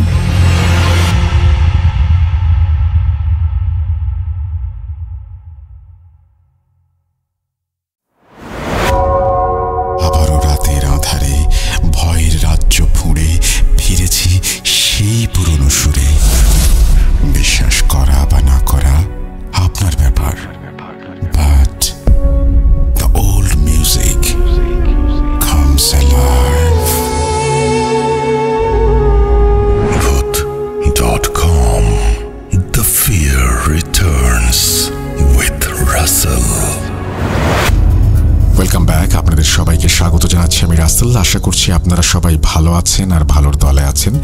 আমি পরবর্তী ঘটনায় যাচ্ছি কথা না বাড়িয়ে, এবং যেভাবে লেখা আছে সেভাবেই শুরু করছি। আসসালামু আলাইকুম রাসেল ভাই ও প্রিয় লিসেনার, আশা করি আপনারা সবাই ভালো আছেন। আমি মোহাম্মদ শাহাদাত খান। আমার বাড়ি সিরাজগঞ্জ জেলার কামারখন্দ থানার ছোট ধোপাকান্দি গ্রামে। আজকে আমি যে ঘটনাটি শেয়ার করব, সেই ঘটনাটি আমি আমার নানার কাছ থেকে শুনেছি, এবং আমার নানা শুনেছে তার দাদার কাছ থেকে। লেখায় ভুল ত্রুটি হলে ক্ষমা সুন্দর দৃষ্টিতে দেখবেন। বেশি কথা না বলে ঘটনায় চলে যাওয়া যাক। ঘটনাটি ঘটে 1907 কি 8 সালে। ঘটনাটি যার সাথে ঘটে তার নাম মোতালেব। মোতালেবের দাদা ছিলেন একজন কবিরাজ, তার নাম ছিল বুন্দি মিয়া। এই বুন্দি মিয়া কাজগুলো করে থাকত 1600 জিনের সাহায্যে। মোতালেব ছিল অনেক সাহসী, তাই সে 1600 জিনের সর্দারকে হাজির করা শিখতে জিদ ধরে। বুন্দি মিয়া মানা করে এবং বলে, তোর বয়স হয়নি, তোকে শেখানো যাবে না, তুই ভয় পাবি। কিন্তু মোতালেব তা শুনতে নারাজ। তাই বুন্দি মিয়া বাধ্য হয়ে মোতালেবের বাবাকে বলে, তোমার ছেলে তো বায়না ধরেছে 1600 জিনের সর্দারকে হাজির করা শিখবে, তুমি কি বলো? মোতালেবের বাবা বলে, ছেলের তো অনেক সাহস, শিখতে চাইছে শেখাও, তুমিই তো কাজ করাও, সবকিছু শিখিয়ে যাও, কাজকর্ম করে খেতে পারবে। দাদা বলে, তুমি যখন বলছো তাহলে আমি শেখাবো। এরপর দাদা মোতালেবকে ডেকে পাঠায় এবং বলে, তাহলে তুই শিখবি, ভয় করা যাবে না, কিন্তু ভয় করলে তুই মারা যাবি। মোতালেব বলে, ভয় পাও কেন, তুমি শেখাও। দাদা বলে, এটা তো একদিনে শেখানো যাবে না, 7 দিনে শেখাতে হবে। মোতালেব বলে, আচ্ছা ঠিক আছে। প্রথম দিন দাদা মোতালেবকে ডেকে পাঠায় এবং বলে, আজকে রাত্রে রেডি থাকিস, আজকে অল্প কিছু শেখাবো। মোতালেব সারাদিন কাজকর্ম করে দাদার কাছে যায় এবং বলে, কি শেখাবা শেখাও। দাদা তাকে একটা দোয়া শেখায় এবং বলে, পাশে যে ময়না বাড়ির ভিটে আছে ওইখানে গিয়ে এই দোয়াটা পড়তে হবে এবং একটা গোল বৃত্ত আঁকতে হবে। বৃত্তের ভেতরে জায়নামাজ পেরে জায়নামাজের ওপর তসবিহ হাতে বসে পড়তে হবে এবং দোয়াটা পড়তে হবে এবং কোনো ভয় পাওয়া যাবে না। মোতালেব দাদার কথা মতো রাত 1টার দিকে সেখানে যায় এবং দাদার শেখানো কাজগুলো করে। কিছুক্ষণ পর সে দেখতে পায় বৃত্তের চারপাশে অনেক পিঁপড়া ঘোরাঘুরি করছে এবং এক পর্যায়ে তারা চলে যায়। ফজরের আজান হলে মোতালেব বাড়ি ফিরে আসে। দাদা সকালে এসে বলে, নাতি রাতে কি দেখলা? মোতালেব বলে, অসংখ্য পিঁপড়া এবং মাজুল। দাদা বলে, ভয় পেয়েছ? মোতালেব বলে, না, পিঁপড়া দেখে কেউ ভয় পায়? দ্বিতীয় দিন দাদা মোতালেবকে আবার ডেকে পাঠায় এবং বলে আজকে যাবে বাগিচা বাড়ি আর জঙ্গলে। তো মোতালেব আগের দিনের মতোই সেখানে যায় এবং কাজগুলো করে, এবং সে কিছুক্ষণ পর দেখতে পায় তার চারপাশে অসংখ্য সাপ। পিঁপড়াগুলোর মতোই সাপগুলো বৃত্তের চারপাশে ঘোরাফেরা করছে এবং তারা চলে যায়। ফজরের আজান হলে মোতালেব বাড়ি ফিরে আসে। তৃতীয় দিন দাদা মোতালেবকে পুনরায় বসতে বলেন। মোতালেব সেদিন যায় এবং অনেক ভাল্লুক ওই দিন তার বৃত্তের চারপাশে ঘোরাঘুরি করে। চতুর্থ দিন দাদা মোতালেবকে বলে আজকে যেতে হবে মুগবেলাই কবরের পাশের ভিটায়। মোতালেব সেখানে যায় এবং বসে থাকে আর দেখতে পায় বড় বড় হাতি। হাতিগুলো ঘোরাঘুরি করে একটা সময় চলে যায়। পঞ্চম দিন দাদা মোতালেবকে বলে আজকে যেতে হবে বসির তালুকদারের জঙ্গলে। মোতালেব সেখানে বসে। একটা সময় সে শুনতে পায় কিছু একটা তার দিকে আসছে। সে চোখ মেলে দেখতে পায় বড় বড় আকৃতির ঘোড়া তার দিকে দৌড়ে আসছে। ঘোড়াগুলো তার কাছে আসে এবং চারপাশে ঘোরাঘুরি করে। ষষ্ঠ দিন দাদা তাকে বলে আজকে যেতে হবে কালীবাড়ি। আগের দিনের মতোই সে বৃত্ত এঁকে তার ভেতরে জায়নামাজ বিছিয়ে তসবিহ হাতে বসে থাকে এবং সে দেখতে পায় এটা প্রতিদিনের চেয়ে একটু ভিন্ন। চারপাশে মাটি ভেঙে যাচ্ছে এবং নদী হয়ে যাচ্ছে, আর একবার ভাঙলেই সে নদীতে পড়ে যাবে। তখনই ফজরের আজান দেয়। সে বাসায় চলে আসে। দাদা সকালে আসে এবং বলে আজকে কি হলো? মোতালেব বলে আজকে আমার চারপাশে মাটি ভেঙে নদী হয়ে গিয়েছিল, আর একবার ভাঙলেই আমি নদীতে পড়ে যেতাম। দাদা বলে ভয় করেছে? মোতালেব বলে ভয় করেনি, তবে ভয় না করার মতোও না। দাদা বলে আর কিছু না, কালকে কিন্তু জিনের সর্দার আসবে এবং তোমাকে দেখা দিতে পারে, তুমি চোখ সরাবে না, দেখবে সে কি করে। তো সে এবার সপ্তম দিন ফকির বাড়ি জঙ্গলে যায় এবং রাত 1টার দিকে বৃত্ত এঁকে জায়নামাজ বিছিয়ে তসবিহ হাতে বসে থাকে। একসময় সে দেখতে পায় 4 বেহারার একটা পালকি তার দিকে এগিয়ে আসছে এবং তার সামনে এসে পালকিটা থেমে যায়। পালকির ভেতর থেকে কর্কশ কণ্ঠে ধমক দিয়ে কেউ একজন বলে এই বেটা, প্রতিদিন ডাকছিস কেন? মোতালেব বলে আমি ওস্তাদি শেখার জন্য আপনাকে ডেকেছি। পালকির ভেতর থেকে বলে ওস্তাদি শিখবি? মোতালেব বলে জি। কিছুক্ষণ চুপ থেকে সে একটা ধমক দেয়। পুরো জঙ্গল কেঁপে ওঠে। মোতালেব চমকে ওঠে। পালকির ভেতর থেকে রাগী কণ্ঠে বলে আমার ধমকই সহ্য করতে পারছিস না, আবার ওস্তাদি শিখতে চাস? এটা বলে সজোরে একটা থাপ্পড় দেয় মোতালেবের বাম গালে। বাম গালের চাপা ডান গালের সাথে এসে যেন লেগে যায়। মোতালেব জ্ঞান হারায়। সকালে দাদা আসে এবং মোতালেবের বাবাকে বলে মোতালেব কই? মোতালেবের বাবা বলে মোতালেব তো এখনো আসেনি। দাদা বলে তাহলে ওকে নিয়ে আসতে ফকির বাড়ির জঙ্গলে যেতে হবে। পরে কয়েকজন মিলে সেখানে গিয়ে দেখে মোতালেব অচেতন অবস্থায় পড়ে আছে। তাকে বাড়িতে নিয়ে আসা হয়। জ্ঞান আসলে তাকে জিজ্ঞেস করা হয় কি হয়েছিল। মোতালেব ধীরে ধীরে বলতে শুরু করে রাতে কি হয়েছিল। সব শুনে দাদা বলে আমার আর কিছু করার নেই, তোমার ছেলে আর 7 দিন বাঁচবে। এবং দাদার কথা মতো মোতালেব 7 দিন পরে মারা যায়। দাদা নাতি হারানোর বেদনায় 1600 জিনের সর্দারকে গ্রামের ভেতরে যাওয়ার রাস্তার পাশে গাব গাছে বন্দি করে। গ্রামের লোকজনকে বলে শনিবার এবং মঙ্গলবার সাবধানে চলাচল করবে, এখানে 1600 জিনের সর্দার আছে। গ্রামের লোকজন বিশ্বাস করে না। এর মাঝ থেকে একজন বলে ওঠে এখানে যদি সত্যি 1600 জিনের সর্দার থাকে তাহলে আমাদের দেখাতে হবে, তবেই আমরা বিশ্বাস করব। দাদা বলে অমাবস্যা পূর্ণিমা রাতে দেখবা। তারপর অমাবস্যা পূর্ণিমা রাতে গ্রামবাসীকে নিয়ে গাব গাছের কাছে যায় এবং বলে 1600 জিনের সর্দার দেখা দাও, গ্রামের লোকজন তোমাকে দেখতে চায়। তারপর গ্রামের লোকজন দেখতে পেল যে গাব গাছে 1 পা এবং পাশের তেঁতুল গাছে 1 পা দিয়ে বিশাল দেহের একজন মাথায় পাগড়ি পরে লাঠি হাতে দাঁড়িয়ে আছে এবং এর মাঝে আমার নানার দাদাও ছিলেন। এই ছিল ঘটনা রাসেল ভাই। ভালো লাগলে পড়ে শোনাবেন, সিলেক্টেড না হলেও কল করে জানাবেন। এইটা বলেই তিনি তার ঘটনা শেষ করেছেন। আশা করছি যে এই ঘটনাটি আপনাদের ভালো লেগেছে। যদি ভালো লাগে অবশ্যই আমাদেরকে জানাবেন, যদি ভালো না লাগে সেটাও আমাদেরকে জানাবেন। আমরা চলে যাব আমাদের পরবর্তী ঘটনায়।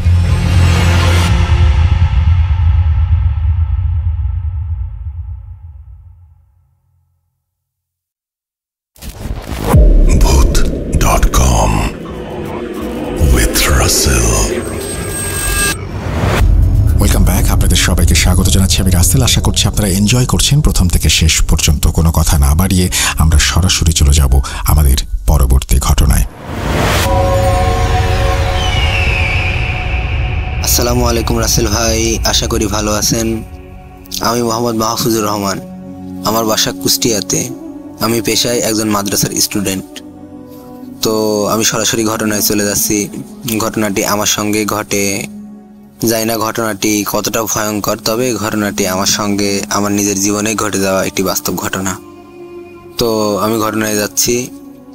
আগে বলে রাখি, আমার আব্বু তখন প্রবাসী ছিল, আর আব্বু প্রবাস থাকার কারণে আমরা গ্রামের বাসায় চলে আসি, আমার নানিদের বাসায়। আমার নানিদের বাসা ছিল 2টা রুমের। একটা রুমে আমার নানা নানি থাকতো, আর একটা রুম ছিল ফাঁকা। তো আমরা নানিদের বাসায় চলে আসার কারণে ফাঁকা রুমটাতে আমি আর আমার আম্মু থাকা শুরু করি। তো গ্রামেও আমার অনেক খেলাধুলার সঙ্গী হয়ে যায় এর মধ্যেই। তো রাসেল ভাই, আগে বলে রাখি, আমি ছোটবেলা থেকে, আরও যখন ছোট ছিলাম তখন থেকেই আমার আম্মু খেয়াল করতো যে আমি ঘুমের মধ্যে কিছু একটা দেখে, স্বপ্ন দেখে বা কিছু একটা দেখে খুব ভয় পেয়ে জোরে কান্না করে উঠতাম। আম্মু এসে আবার আমাকে ঘুম পাড়াইয়ে দিত, কিন্তু কি দেখছি বা কি স্বপ্ন দেখছি ঘুমের মধ্যে এটা আমি মনে রাখতে পারতাম না। তো যাই হোক, গ্রামে থাকাও অনেক দিনই হয়ে যায়, প্রায় বছরের বেশি হয়ে যায়। আমার মামার বাড়িও আমার নানির বাড়ির পাশেই। তো আমার মামার একটা মেয়ে ছিল আমার সমবয়সী। আমার খেলার যতগুলো সঙ্গী ছিল তার মধ্যে আমার মামাতো বোনও একজন ছিল একই বয়সে। তো আমরা একসাথে ছোটবেলায় কাদা মাটি নিয়ে যেভাবে মানুষ, ছোট বাচ্চারা খেলাধুলা করে, গ্রামের বাচ্চারা আপনি দেখে থাকবেন, গ্রামের ছোট বাচ্চারা যেভাবে খেলাধুলা করে কাদা মাটি দিয়ে, পাটি বা মাটির ব্যাংক, আরো অনেক কিছু বানাই, চুলা, মাটির চুলা, ওইগুলো আমরা বানাইতাম, আবার খেলাধুলা শেষে ভেঙে ফেলতাম। তো যাই হোক, আমি ঘটনায় যাচ্ছি। তো আমি আগেই বলেছি, আমি স্বপ্ন দেখতাম রাতে, ভয়ও পেতাম, স্বপ্নও দেখতাম বা স্বপ্ন দেখে ভয়ও পেতাম, কিন্তু কি স্বপ্ন দেখতাম এইগুলো আমি মনে রাখতে পারতাম না। ভয়ের স্বপ্ন দেখতাম, শুধু এতটুকু মনে আছে যে ভয় পেয়েছি কোনো একটা কারণবশত, কিন্তু আমার মনে থাকতো না। তে যেদিনকার ঘটনা, ওই দিন আমি রাতে আমার সঙ্গে রাতে খাওয়া দাওয়া করে ঘুমাই গেছি। ঘুমাই যাওয়ার পরে হঠাৎ করে আমি স্বপ্ন দেখছি যে আমার মামাতো বোনের সঙ্গে আমি খেলা করছি মাটির হাঁড়ি পাতিল দিয়ে। তো খেলা করার এক পর্যায়ে আমার মামাতো বোন নিজে খেলতে খেলতে আমার দিকে ঘুরে কেমন একটা হাসি দিল। তো রাসেল ভাই, আমি কিন্তু আগের কোনো স্বপ্ন মনে রাখতে পারিনি, তবে এই স্বপ্নটা, আরো বেশ কয়েকটা স্বপ্ন আমি এখন পর্যন্ত মনে রেখেছি। তো আমি দেখছি যে আমার মামাতো বোন আমার দিকে ঘুরে হাসলো, হাসতে হাসতে তার 3টা আঙুল, এই বৃদ্ধা আঙুল, কনিষ্ঠ আঙুল এবং মাঝখানের যে আঙুল, এই 3টা আঙুল দিয়ে আমার কপালের মধ্যে জোরে চেপে ধরেছে। তো জোরে চেপে ধরার কারণে আমার কপালের মধ্যে যন্ত্রণা শুরু হয়েছে। তো এই যন্ত্রণা হইতে হইতে সাথে সাথে আমার ঘুমও ভেঙে গেছে। তো ঘুম ভাঙার পরেও আমি দেখছি যে কেউ নাই, মানে কাউকে আমি দেখতে পাচ্ছি না, কিন্তু কারোর হাতের স্পর্শ আমি অনুভব করছি যে কেউ আঙুল দিয়ে, 3টা আঙুল দিয়ে আমার কপালের মধ্যে জোরে চাপ দিয়ে ধরে আছে, কিন্তু কাউকে আমি দেখতে পারছি না। আর ওই মুহূর্তে আমি নড়াচড়াও করতে পারছি না, কোনো মুখ দিয়ে আওয়াজও বের করতে পারছি না, শুধু চোখ দিয়ে দেখতে পারছি যে আমার আম্মু আমার থেকে একটু দূরে শুয়ে আছে। তো এমন অবস্থায় থাকতে থাকতে থাকতে থাকতে আমার মাথা খুবই যন্ত্রণা করতে করতে শুধু চোখ দিয়ে পানি বের হচ্ছে, আর কিছুই করতে পারছি না। এমন অবস্থায় থাকতে থাকতে হঠাৎ করে এক সময় ওই জিনিসটা আমাকে ছেড়ে দেয়, আর আমি সাথে সাথে জোরে চিল্লাই কেঁদে উঠি। সাথে সাথে আম্মু এসে আমাকে আবার বুকের মধ্যে নিয়ে ঘুম পাড়াইয়ে দেয়। তো ওই দিন চলে যাই। তো আমি তখন এতটাই ছোট ছিলাম, মানে বুঝতাম না, 6-7 বছর বয়স ছিল রাসেল ভাই, বুঝতে তো পারছেন, বুঝতাম না যে এই জিনিসগুলো আম্মু আব্বুকে জানাইতে হয়, যে এরকম ভয় পাইছি বা এরকম কিছু আমি অনুভব করছি, এটা আম্মুকে জানাইতে হবে। ভয় পেতাম কিন্তু নিজের মধ্যে রাখতাম।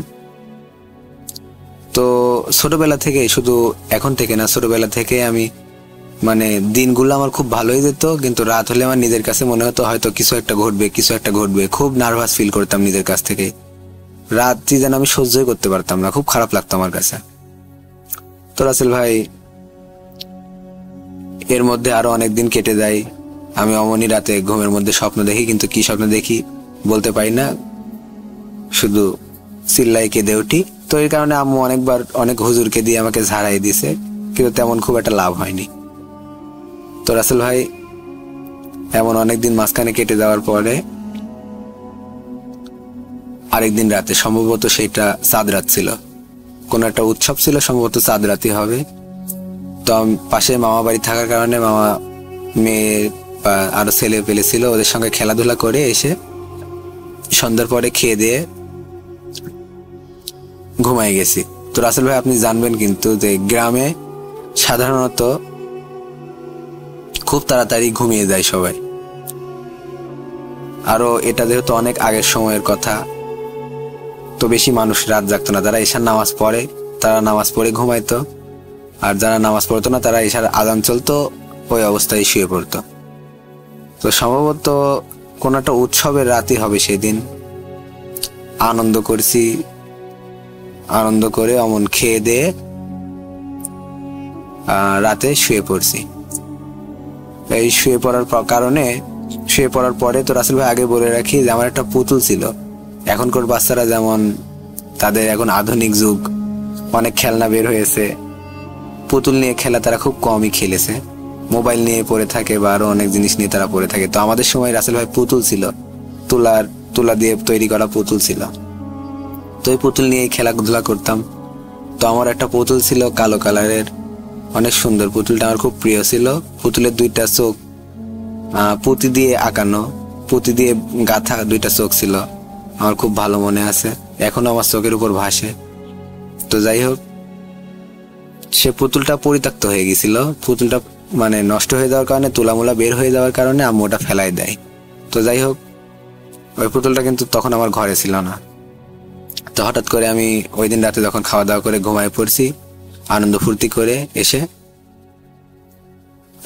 ঘুমানোর পরে প্রায় হয়তো মাঝরাত হবে, তখন হঠাৎ করে আমি স্বপ্ন দেখছি যে আমার বুকের উপরে ওই সেই পুতুলটাই বসে আছে, তার দুইটা হাত আমার বুকের উপর জোরে চাপ দিয়ে।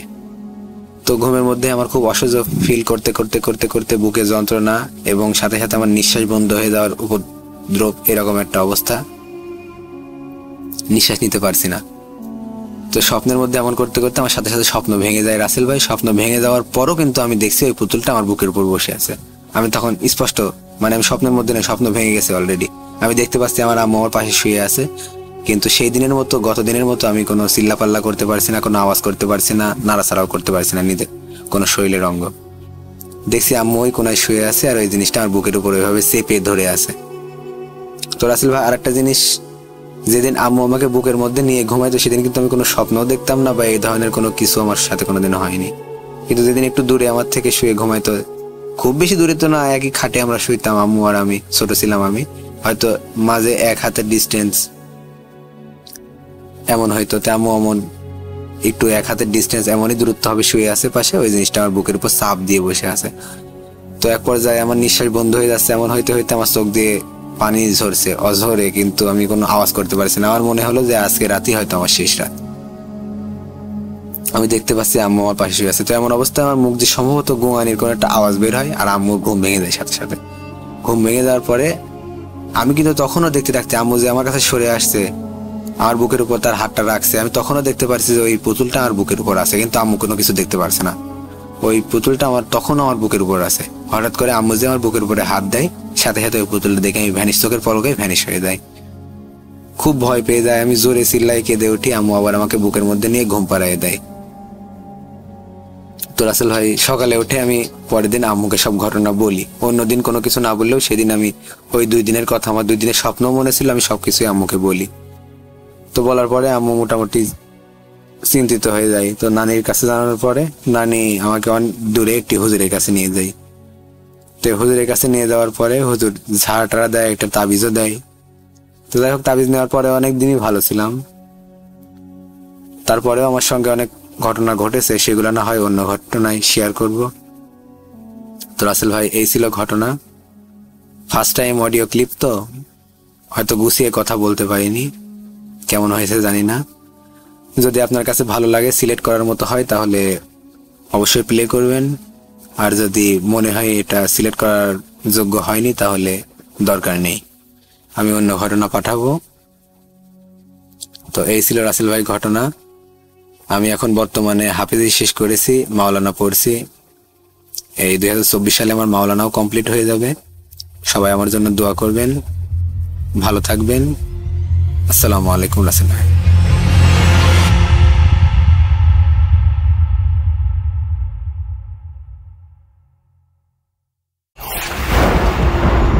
লুকোচুরি খেলবে? লুকোচুরি? You will never be alone.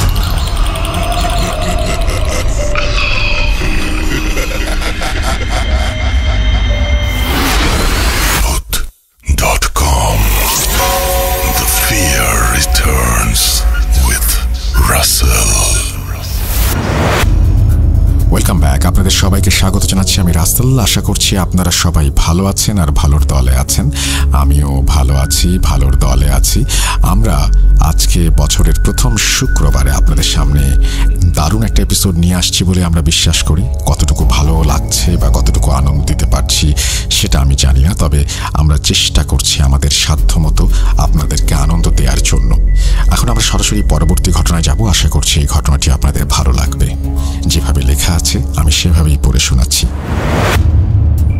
আসসালামু আলাইকুম রাসেল ভাই, আশা করছি আপনি ভালো আছেন, কারণ আপনি সবসময় ভালোর দলেই। আমি মোহাম্মদ আনিসুর রহমান, বাসা নওগাঁ জেলার মহাদেবপুর উপজেলার নওহাটা মোড় নামক গ্রামে। আমি খুব একটা বেশি কথা বলতে পছন্দ করি না, তাই আমি আমার ঘটনায় সরাসরি চলে যাচ্ছি। 90 দশকের ঘটনা। ঘটনাটি আমার প্রতিবেশী এক চাচার সাথে ঘটেছে। চাচার নাম ছিল এমদাদুল। সেই সময়ে এমদাদুল চাচার অনেক অভাব ছিল। তার সংসারে ছিল 4 বছরের এক ছেলে, ওনার বউ এবং উনি। অভাব অনটনে তাদের দিন চলছিল, তাই তিনি রাতের বেলাও কাজ করতেন, আবার দিনের কিছু সময়েও কাজ করতেন। রাতের বেলা যেটা করতেন সেটা হলো চাউলের মিলে ধান ভাঙা। তো তখন অটোমিল ছিল না। যেই মালিকের চাউল মিলে কাজ করত সেই মালিকের দিনের বেলা আবার ধানের জমিতে কাজ করত। ওই মালিকের আর এমদাদুল চাচার বাড়ি লাগালাগি গ্রাম হওয়ায় দিনের বেলায় কাজ করত। তো এরকম কাজ করেই তার সংসার চলছিল। রাতের বেলা যেভাবে কাজ করত সেটা হলো চাউল মিলে 2-3 দিনে 300 মণ ধান শুকাতো, আর সেটা এক রাতেই চাল বের করতে হতো। তবে 300 মণ ধান ভাঙতে এক রাত লাগতো না, যদি ঠিক মতো কারেন্ট থাকে। আবার কোনো সমস্যার কারণে 200 মণ ধান চাতালে শুকাতে দেওয়া হয়। এই 200 মণ ধান ভাঙার জন্য সন্ধ্যাবেলা গেলে 2টা-3টার মধ্যেই হয়ে যেত। যে রাতের ঘটনা সেই রাতটা ছিল শীতকাল। কোনো কারণে সেদিন 200 মণ ধান ভাঙার কথা ছিল। তো সেদিন তিনি সন্ধ্যার সময় ধান ভাঙতে শুরু করলেন। ঠিকমতো কারেন্ট থাকার ফলে 2টা-2:30টার মধ্যেই ধান ভাঙা শেষ হয়ে গেল। তিনি ঠিক করলেন যে সকালবেলা পর্যন্ত দেরি না করে এখনই বাড়ির পথে রওনা দেবেন, কারণ যে মালিকের চাউল মিলে ধান ভাঙত সেই মালিকের ধানের জমিতে পানি দিতে হবে। আর ভোরবেলা মেশিন স্টার্ট করলে বিকেল হতে হতে পানির সেচ হয়ে যাবে। এতে করে ঘুমানোর সময়টা একটু পাবেন তিনি। যেই কথা সেই কাজ, রওনা দিলেন বাড়ির উদ্দেশ্যে। বলে রাখা ভালো যে তিনি অনেক সাহসী। এই ধরেন ভূত, জিন এই সব কিছুতেই তিনি ভয় পেতেন না। মিল থেকে বাড়িতে আসার জন্য 2টা রাস্তা ছিল। একটা ছিল পাকা সড়ক, আর একটা ধানের ক্ষেতের মধ্য দিয়ে। যদি পাকা সড়ক দিয়ে আসেন তাহলে বাড়ি আসতে সময় লাগবে 1.5 ঘন্টা, আর ধান ক্ষেত দিয়ে আসলে সময় লাগবে 1 ঘন্টা। ভোরবেলা মেশিন স্টার্ট করতে হবে বলে তিনি শর্টকাট রাস্তা ধরলেন। চারিদিকে কুয়াশা পড়েছে। ধান ক্ষেতের মোটা আলপথ ধরে হাঁটছেন তিনি। বিশাল ধান ক্ষেত, সেই মাঠের মাঝে একটা পুকুর আছে, আর পুকুর পাড়ে একটা গাছ আছে যেখানে হিন্দু সম্প্রদায়ের মানুষ পূজা করে। ওইটার কাছাকাছি আসতেই শুনতে পেলেন দূর থেকে একটা ঝনঝন করে আওয়াজ আসছে, আর চারিদিক থেকে কুয়াশা পড়েছে বলে আগুনের গোলা ওপর থেকে পড়ছে সেটা বোঝা যাচ্ছে।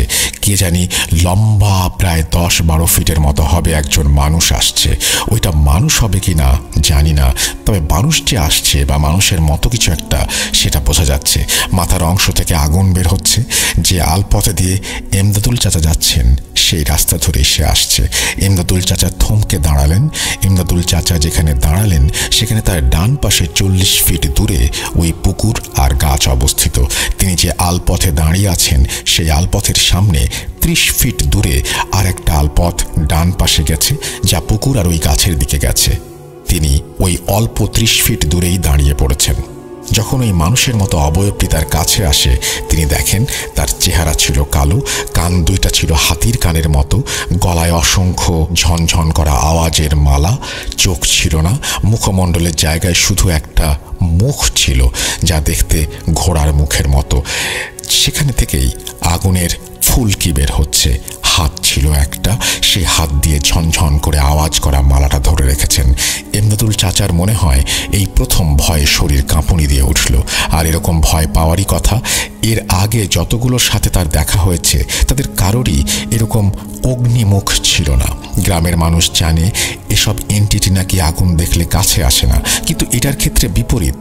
এটা তিনি কল্পনাও করেননি। যাই হোক, সেদিন তিনি ঠাঁই হয়ে দাঁড়িয়েছিলেন। শীতকালেও এমন অবস্থা যে শরীর ঘেমে নিয়ে একাকার। সেই এন্টিটি তার সামনে 30 ফিট দূর দিয়ে ডান আলপথ ধরে সেই পুকুর এবং গাছের দিকে ঝনঝন আওয়াজ করে আগুনের গোলা ফেলতে ফেলতে চলে যাচ্ছে। আর এমন ভাব নিয়ে গেল যে ওই এন্টিটি দেখতে পায় নাই যে তার সামনে কেউ ছিল। এমদাদুল চাচা যখন দেখলেন সেই পুকুর পাড়ের গাছের কাছে গিয়ে বিদ্যুৎ চমকানোর মতো সে ভ্যানিশ হয়ে গেল।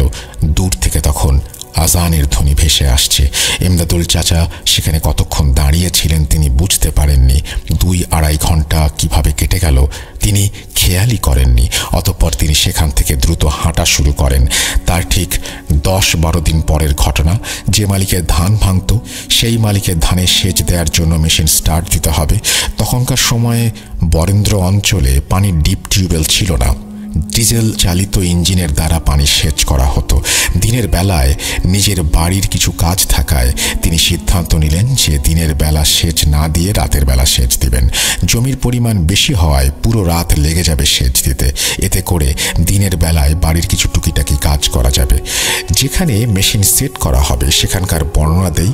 এমদাদুল চাচা যে মালিকের কাজ করত ওনার বাড়ি ছিল আমাদের পাশের গ্রামে। আগেই বলেছিলাম ওই গ্রাম আর আমাদের গ্রামের মাঝখানে সেই জমিগুলো ছিল। আর ওই জমির পাশে একটা পুকুর ছিল, আর পুকুর পাড়ে কবরস্থান ছিল।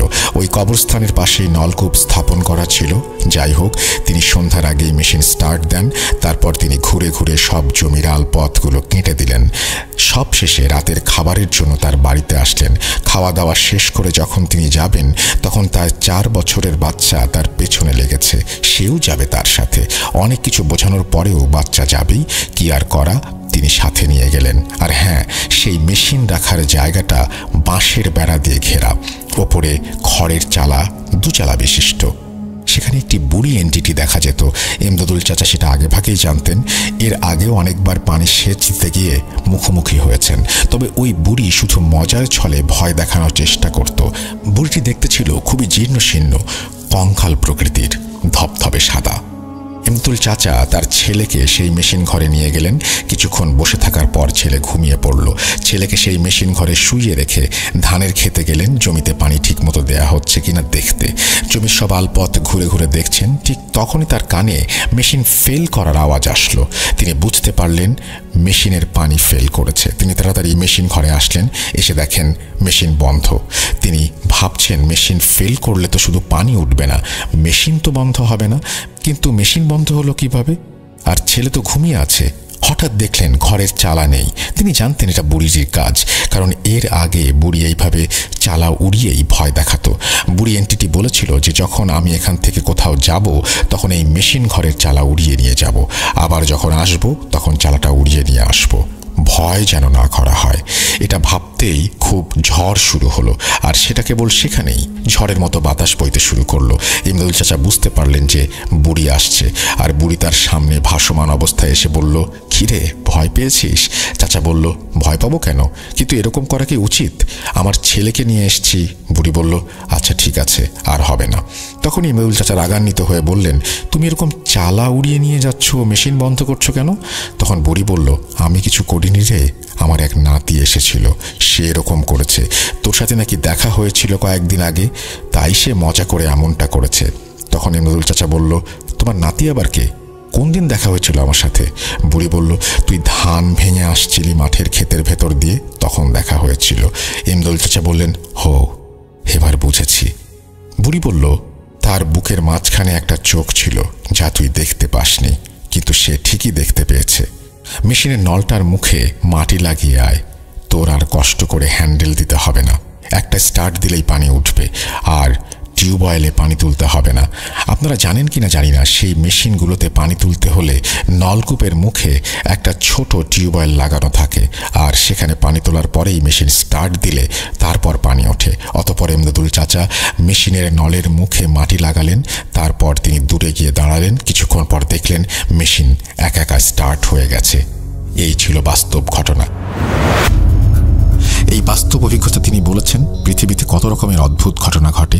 এই ঘটনাটা একটা অবিশ্বাস্য ঘটনা যে একজন বৃদ্ধ মহিলা এসে এরকম ইনফরমেশন দিচ্ছেন, কিন্তু এরকম অলৌকিক ঘটনা ঘটে বলেই আমরা সেটা জানতে পারি। এবং এই ঘটনাটি নওগাঁ এলাকার, আপনারা চাইলে খোঁজ নিতে পারেন, জানতে পারেন, এবং যদি আপনারা খোঁজ নিয়ে কিছু জানতে পারেন সেটা আমাদেরকে জানিয়ে দিন। আমরা চলে যাব আমাদের পরবর্তী ঘটনায়।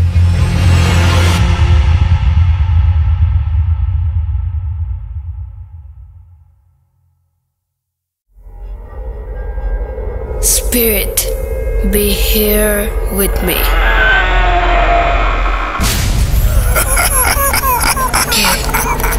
¿Qué তুমি? Bhoot.com. The fear returns with Russell.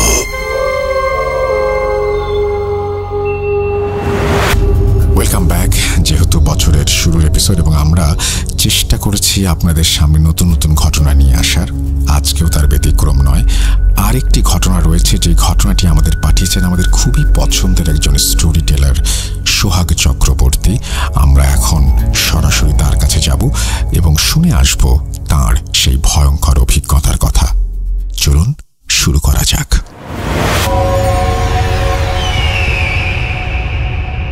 Deer listener, কেমন আছেন আপনারা সবাই? আপনারা সবসময় রাসেল ভাইয়ের সাথে কানেক্ট থাকেন, সো আপনারাও অনেক ভালো আছেন, এটি আমি বিশ্বাস করি। আমি সোহাগ চক্রবর্তী যশোর থেকে অনেকদিন পর আপনাদের জন্য একটি ঘটনা নিয়ে হাজির হয়েছি। আসলে কাজের সুবাদে আমি এখন রাজশাহীতে থাকি। সো রাজশাহী থেকে যশোর ট্রেনের মাধ্যমে আমার অনেক বেশি ট্রাভেল করার প্রয়োজন পড়ে। এমনই একটি ট্রাভেলের ফাঁকে এই ঘটনাটি সাডেনলি আমার সংগ্রহে চলে আসে। কাজের ব্যস্ততার কারণে আসলে ঘটনা তেমন একটা শেয়ার করা হয় না বা সংগ্রহ করা হয় না, কিন্তু সাডেনলি এই ঘটনাটি আমার কাছে চলে এসেছে। ঘটনাটি আমার অনেক ভালো লেগেছে। আশা করছি আপনাদেরও এই ঘটনাটি অনেক ভালো লাগবে। তো দেরি করা কিসের, চলুন আমরা ঘটনাতে চলে যাই।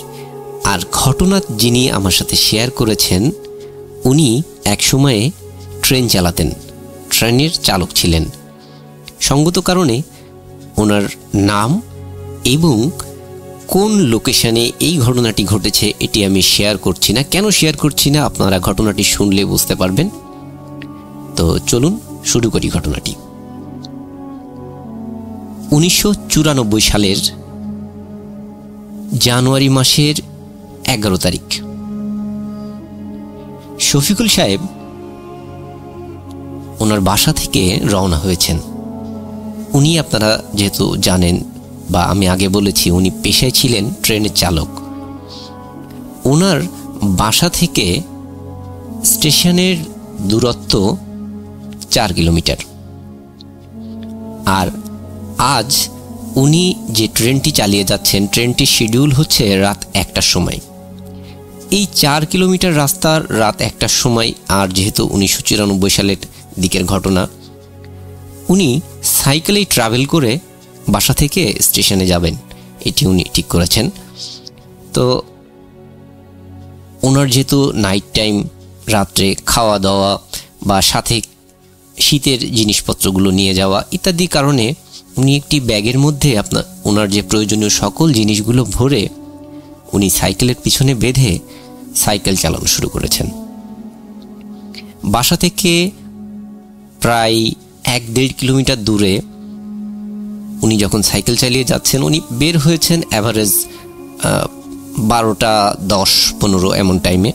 উনি ঠিক করেছেন যে ওনার স্টেশনে যেতে 3 কিলোমিটার রাস্তা 10-20 মিনিট বা 25 মিনিট লাগুক, তারপরেও ওনার এনাফ সময় থাকবে, তার মধ্যে উনি রেডি হয়ে ওনার সকল কাজকর্ম গুছিয়ে নেবেন। তো উনি সাইকেল চালাচ্ছেন, চালাতে চালাতে বাসা থেকে যখন 1-1.5 কিলোমিটার দূরে উনি চলে এসেছেন, স্টেশনের পার্টি মানে যেটার উপর দিয়ে ট্রাকগুলোর উপর দিয়ে ট্রেন চলে এমন একটি জায়গায় চলে এসেছেন এবং ওই ট্রাকের পাশেই একটি ডাস্টবিন আছে অনেক বড়। ওই ডাস্টবিনে লোকজন ময়লা ফেলে, শহরের ময়লা ওখানে ফেলা হয়, আশপাশে যাদের বাড়ি আছে ওনারা ফেলেন। উনি ওই ডাস্টবিনের পাশ দিয়ে যখন সাইকেল চালিয়ে যাচ্ছেন, ঠিক ডাস্টবিনের ওখানে আসলে ওনার সাইকেলের টায়ার হঠাৎ পাংচার হয়ে যায়।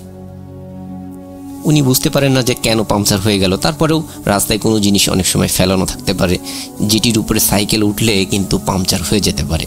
তো উনি তেমন একটা কিছু না মনে করেই ওখান থেকে ক্রস করে যাওয়ার চেষ্টা করলেন।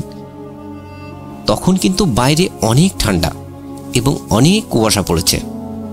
উনি ওই অবস্থায় তখন দেখেন ওই ডাস্টবিনের প্রায় মধ্যে এক সাইডে বসে দুটা বাচ্চা কিছু একটার জন্য খাওয়ার চেষ্টা করছে, খাচ্ছে আর কি। তো উনি ওটি তেমন একটি গুরুত্ব দিলেন না। তারপরেও উনি যখন একটু আগে চলে গেলেন ওই জায়গাটি ক্রস করে, তখন ওই বাচ্চারা খুব জোরে জোরে হাসছে। এটি দেখে উনি আরও অবাক হলেন। উনি তখন সাথে থাকা একটি টর্চ লাইট ছিল, ওনার টর্চ লাইটটি অনেক বড় এবং ব্যাটারি চালিত টর্চ লাইট, 3 ব্যাটারির। উনি ওই টর্চ লাইটটি ওখানে মারলেন, মেরে দেখেন ওখানে কেউ নাই। হতেই পারে যে বাচ্চারা অন্য সাইডে কোথাও বা ডাস্টবিনের অপর সাইডে গিয়ে হাসাহাসি করছে, হতেই পারে। উনি এটিকে তেমন গুরুত্ব না দিয়েই উনি স্টেশনের দিকে হাঁটতে শুরু করলেন। যেহেতু উনি হেঁটে যাচ্ছেন, ওনার একটু দেরি হয়ে গেছে, আর রেল লাইনের পাশ দিয়ে হেঁটে যাওয়া একটু কষ্টকর। উনি মোটামুটি টাইমের একটু আগে গিয়ে স্টেশনে পৌঁছালেন। তাড়াহুড়ো করে ওনার সাইকেলটি স্টেশনের ভিতরে একটি জায়গায় রেখে লকটক দিয়ে ওনার ব্যাগেজগুলো নিয়ে উনি ট্রেনে উঠলেন। চালকরা যে জায়গায় আর কি ট্রেন চালায় ওই কেবিনের মধ্যে উনি উঠলেন। আপনারা হয়তো অনেকেই জানেন, ট্রেন কিন্তু একজন লোক চালায় না, ওনার সাথে আরও কিছু সহযোগীরা থাকেন। তো ওনার সাথে আর 1-2 জন আছে যারা বিভিন্ন কাজ করে দেয়, এমন লোক আর কি। তো উনি গিয়ে দেখে তারা অলরেডি চলে এসেছে। বাইরে প্রচণ্ড শীত। ওনার ওই অবস্থায় তাড়াহুড়ো করে আসা দেখে ওনারা একটু রেগে মেগে গিয়ে, কি ব্যাপার, আপনি আসতে এত দেরি করলেন, হ্যান ত্যান বিভিন্ন রকম কথা ওনাকে বলছেন। তো উনি বললেন যে আসলে এই ব্যাপার, আমার সাইকেল নষ্ট হয়ে গিয়েছিল, এই কারণে আমি কিন্তু আসতে পারিনি। তারপরেও অনেক দ্রুত আমি আসার চেষ্টা করেছি। ঠিক শিডিউল টাইম অনুযায়ী ওনারা ট্রেন চালু করলেন। ট্রেন চলছে। স্টেশন থেকে প্রায় 70 কিলোমিটার দূরে ওনারা চলে এসেছেন। বাইরে পরিবেশ কিছুই দেখা যাচ্ছে না, এমন কুয়াশা, এবং ওনাদের অনেক বেশি ঠান্ডা লাগছে। ওনারা অনেক শীতের কাপড় টাপড় পরে তারপরে আছেন ওখানে। আর ট্রেনের মধ্যে আপনারা জানেন যে বিভিন্ন খাওয়া দাওয়া করা যায়, চা, বিভিন্ন বিস্কিট, বিভিন্ন রকম জিনিস, আপনি যা চাইবেন তাই পাওয়া যায়, এমন একটা অবস্থা। তারপরেও যেহেতু ওনারা নাইট টাইমে ট্রেন চালাবেন, উনি বাড়ি থেকে ওনার কিছু পছন্দের শীতের পিঠা সাথে করে নিয়ে এসেছিলেন। ওনারা সবাই মিলে ওই খাবারগুলো খাচ্ছে, চাটা খাচ্ছে, গল্প করছে। 70 কিলোমিটার চলে আসার পরে উনি হঠাৎ লক্ষ্য করেন একটি বাচ্চা ট্রেনের সাথেই দৌড়াচ্ছে। উনি হঠাৎ এটি দেখে মারাত্মক অবাক হয়ে যান যে আসলে ট্রেন তো অনেক স্পিডে চলছে, এই স্পিডে বাচ্চাটি কিভাবে ছুটছে, এবং বাচ্চাটির বয়স অ্যাভারেজ 4 থেকে 5 বছর এমন, সেটি একটি বাচ্চা মেয়ে। এটি উনি খুবই অবাক হয়ে যান দেখে। এরপরে উনি আবার একটু যদি ভালো করে দেখতে যান, দেখেন না, ওখানে তো কেউ নাই। উনি এই কথাটি কিন্তু ওই যে সাথে আর কয়েকজন ছিল ওনাদের সাথে প্রথম পর্যায়ে শেয়ার করেন না। উনি আবার সামনের দিকে দেখতে থাকেন, আবার ওনারা গল্প করতে থাকেন, নিজেদের কাজে আবার ব্যস্ত হয়ে যান। আবারও কিছু সময় পরে উনি দেখেন যে কিছু বাচ্চা ছুটে এসে ট্রেনের ট্রাকগুলোর পরে লাফিয়ে পড়ছে। এইবার কিন্তু উনি মারাত্মক আকারে ভয়কে পেয়ে যান যে এই বাচ্চারা কোথা থেকে আসছে এবং ট্রেনের ট্রাকের উপরে ঝাঁপ দিয়ে পড়ছে, তাহলে তো এরা মারা যাবে। উনি তখন ওনার সাথে থাকা যে লাইটটি ছিল ওই লাইটটি নিয়ে ট্রেনের দরজা দিয়ে ঝুলে লাইট মেরে দেখার চেষ্টা করেন। এই চেষ্টা করতে গিয়ে হঠাৎ কিছুতে উনি মারাত্মক আকারে হাতে বাড়ি খান এবং বাড়ি খেয়ে উনি অনেক বেশি আঘাতপ্রাপ্ত হন। সাথে সাথে উনি ভয়ও পান, কারণ উনি লাইট মেরে দেখেন ওখানে কেউ নাই। উনি সাথে সাথে ভিতরে চলে আসেন এবং ওনার সাথে থাকা যে লোক আর যারা ছিলেন ওনারা বলেন, কি ভাই, আপনার কি আজকে মাথাটা খারাপ হয়ে গেছে? কি আপনি কি দেখছেন? ট্রেনের এই নিচে টিচে এইভাবে ঝুলে ঝুলে লাইট মারছেন, এই যে হাতে আঘাত পেলেন, কি অবস্থা কি আপনার? উনি তখন বলেন যে আমি এই জিনিসগুলো দেখেছি। তখন ওনার সাথে যারা ছিলেন ওনারা খুব হাসি তামাশা শুরু করেন এবং বলেন যে আপনার তো আসলে মাথার সমস্যা হয়ে গেছে, আপনি পাগলের ডাক্তার দেখান। বাচ্চারা ট্রেনের সাথে দৌড়াবে, আবার ট্রেনের ভিতরে এসে লাফ দিয়ে পড়বে, তাও এত রাত্রে। এখন রাত কয়টা বাজে আপনি দেখেছেন ঘড়িতে? এত রাত্রে কোথায় পাবেন বাচ্চা? আপনার মাথার সমস্যা। উনি মনে করলেন হ্যাঁ আসলে হতেও পারে, ওনার কোনো ক্ষেত্রে কোনো প্রবলেম হচ্ছে হয়তো। উনি একপাশে একটা জায়গায় যেয়ে বসে থাকলেন এবং ওনার সাথে আর যারা ছিলেন ওনারা কিন্তু ওনার কাজগুলো সবাই মিলে ভাগ বাটোয়ারা করে করতে থাকলেন। প্রায় 1-1.5 ঘন্টা পরে অনেকের ঝিমঝিম অবস্থা, অনেকে ঘুমিয়ে পড়েছেন, কিন্তু ওনার কোনোভাবে টেনশনে ঘুম আসছে না। উনি সামনের দিকে তাকিয়ে বসে আছেন। হঠাৎ লক্ষ্য করেন সামনে একটি বাচ্চা ছুটে আসছে এবং তার হাতে একটি লাল ফ্ল্যাগ। সে প্রচণ্ড জোরে, মানে ট্রেন তো সামনের দিকে প্রচণ্ড জোরে যাচ্ছে, আর সেই বাচ্চাও ততটা স্পিডে ট্রেনের সাথে অ্যাক্সিডেন্ট করার জন্য ছুটে আসছে। মনে হচ্ছে যে ওই বাচ্চাটি লাল সাইন দেখিয়ে ট্রেনকে থামাতে যাচ্ছে, আবার পাশাপাশি সে ট্রেনের চাকা নিচেও পড়তে চাইছে, এমন একটা মনোভাব। এবং ট্রেনের সামনে যে আলোটি আছে ওই আলোটিতে ওই বাচ্চাটির মুখ কোনোভাবে বোঝা যাচ্ছে না, শরীরটি কোনোভাবে বোঝা যাচ্ছে, কারণ বাইরে অনেক কুয়াশা। উনি কি করবেন না করবেন ওনার মাথায় কাজ করছেন না। ওনার সাথে যারা ছিল ওনাদের উনি কিল ঘুষি মারছেন যে ওঠেন ওঠেন ওঠেন, দ্রুত ওঠেন, দেখেন কি হয়ে যাচ্ছে। কিন্তু ওনাদের ঘুম কোনোভাবেই ভাঙছে না। উনি কি করবেন না করবেন কিছুই বুঝতে পারছেন না। উনি খুব জোরে ট্রেনের হর্ন চেপে দেন এবং ব্রেক করেন, যার ফলে ওনার সাথে আরও যে কয়জন ছিল ওনারা খুব লাফ দিয়ে ঠেলে ওঠে। কি করছেন ভাই, এই বলতে বলতে তারা লাফ দিয়ে ঠেলে ওঠেন এবং ওনাকে গালাগাল করতে থাকেন। কি ব্যাপার, আপনি ফাঁকা রাস্তায় হর্ন দিচ্ছেন এবং ব্রেক চাপলেন কেন? আপনারা জানেন ট্রেন ব্রেক করলে বেশ কিছুটা দূরে গিয়ে ট্রেন থামে।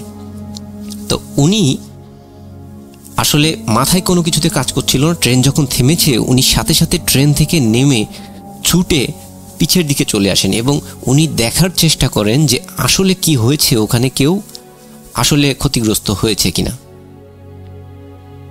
ওনার এই পাগলামি আচরণ দেখে ওনার সাথে আর যে কয়জন ছিল ওনারাও নেমে ওনার পাশপাত যান যে আসলে উনি একটু আগে আঘাতপ্রাপ্ত হয়েছেন, উনি উল্টাপাল্টা করছেন, ওনার আসলে কোনো সমস্যা হচ্ছে কিনা, কোনো ক্ষেত্রে কোনো হ্যালোসিনেট হচ্ছে কিনা। ওনারা এইসব ভেবে ওনার পাশপাত ছোটেন। ওনারা পাশপাত ছুটে গিয়ে দেখেন যে উনি ট্রাকের পরে অজ্ঞান হয়ে পড়ে আছেন। এরপরে ওনারা ধরাধরি করে ওনাকে আবার ট্রেনের মধ্যে নিয়ে আসেন। পানি টানি দিলে উনি আবার সেন্সে ফিরে আসেন। আবার ট্রেন চলা শুরু হয়। এই করতে গিয়ে ট্রেনের কিন্তু শিডিউলে বেশ কিছুটা ঘাটতি হয়ে যায়, অনেকটা লেট হয়ে যায়।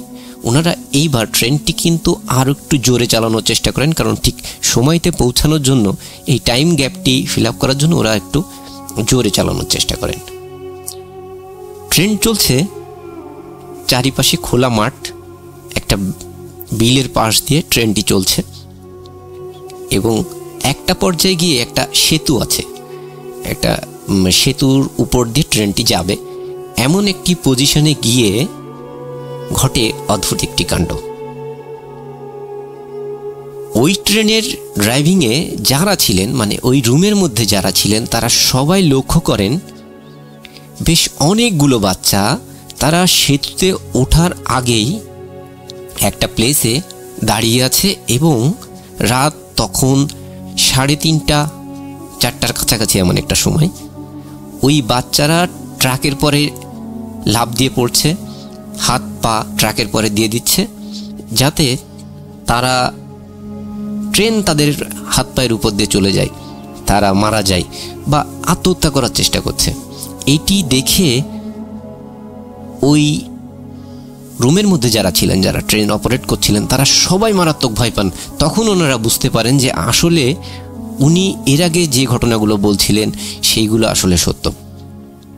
ওনারা সবাই মিলে চেষ্টা করে বিভিন্ন রকম হর্ন দিয়ে চিল্লায়ে বিভিন্ন রকমভাবে ওই বাচ্চাগুলোকে নিবৃত্ত করার চেষ্টা করছিলেন, কিন্তু আসলে কোনোটাই কিছু হয় না।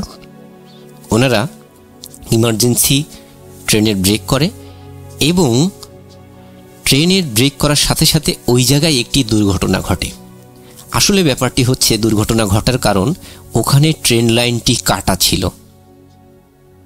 ওই দুর্ঘটনা ঘটার কারণে ওই ট্রেনের প্রায় 3 জন লোক মারা যায় এবং ড্রাইভিং যারা করছিলেন, যারা ট্রেনটি অপারেট করছিলেন, ওনাদের ভিতর থেকে 2 জন চাকরচ্যুত হন। আমার সাথে ঘটনাটি যিনি শেয়ার করেছেন উনিও চাকরিচ্যুত হন। পরবর্তীতে ওনার অনেক মেন্টাল সমস্যা তৈরি হয়। উনি অনেক ডাক্তার দেখিয়েছেন, বিভিন্ন জায়গায় গিয়েছেন, বিভিন্ন তাবিজ কবজ নিয়েছেন, কিন্তু ওনার কোনোভাবেই কোনো সমস্যার সমাধান হয়নি।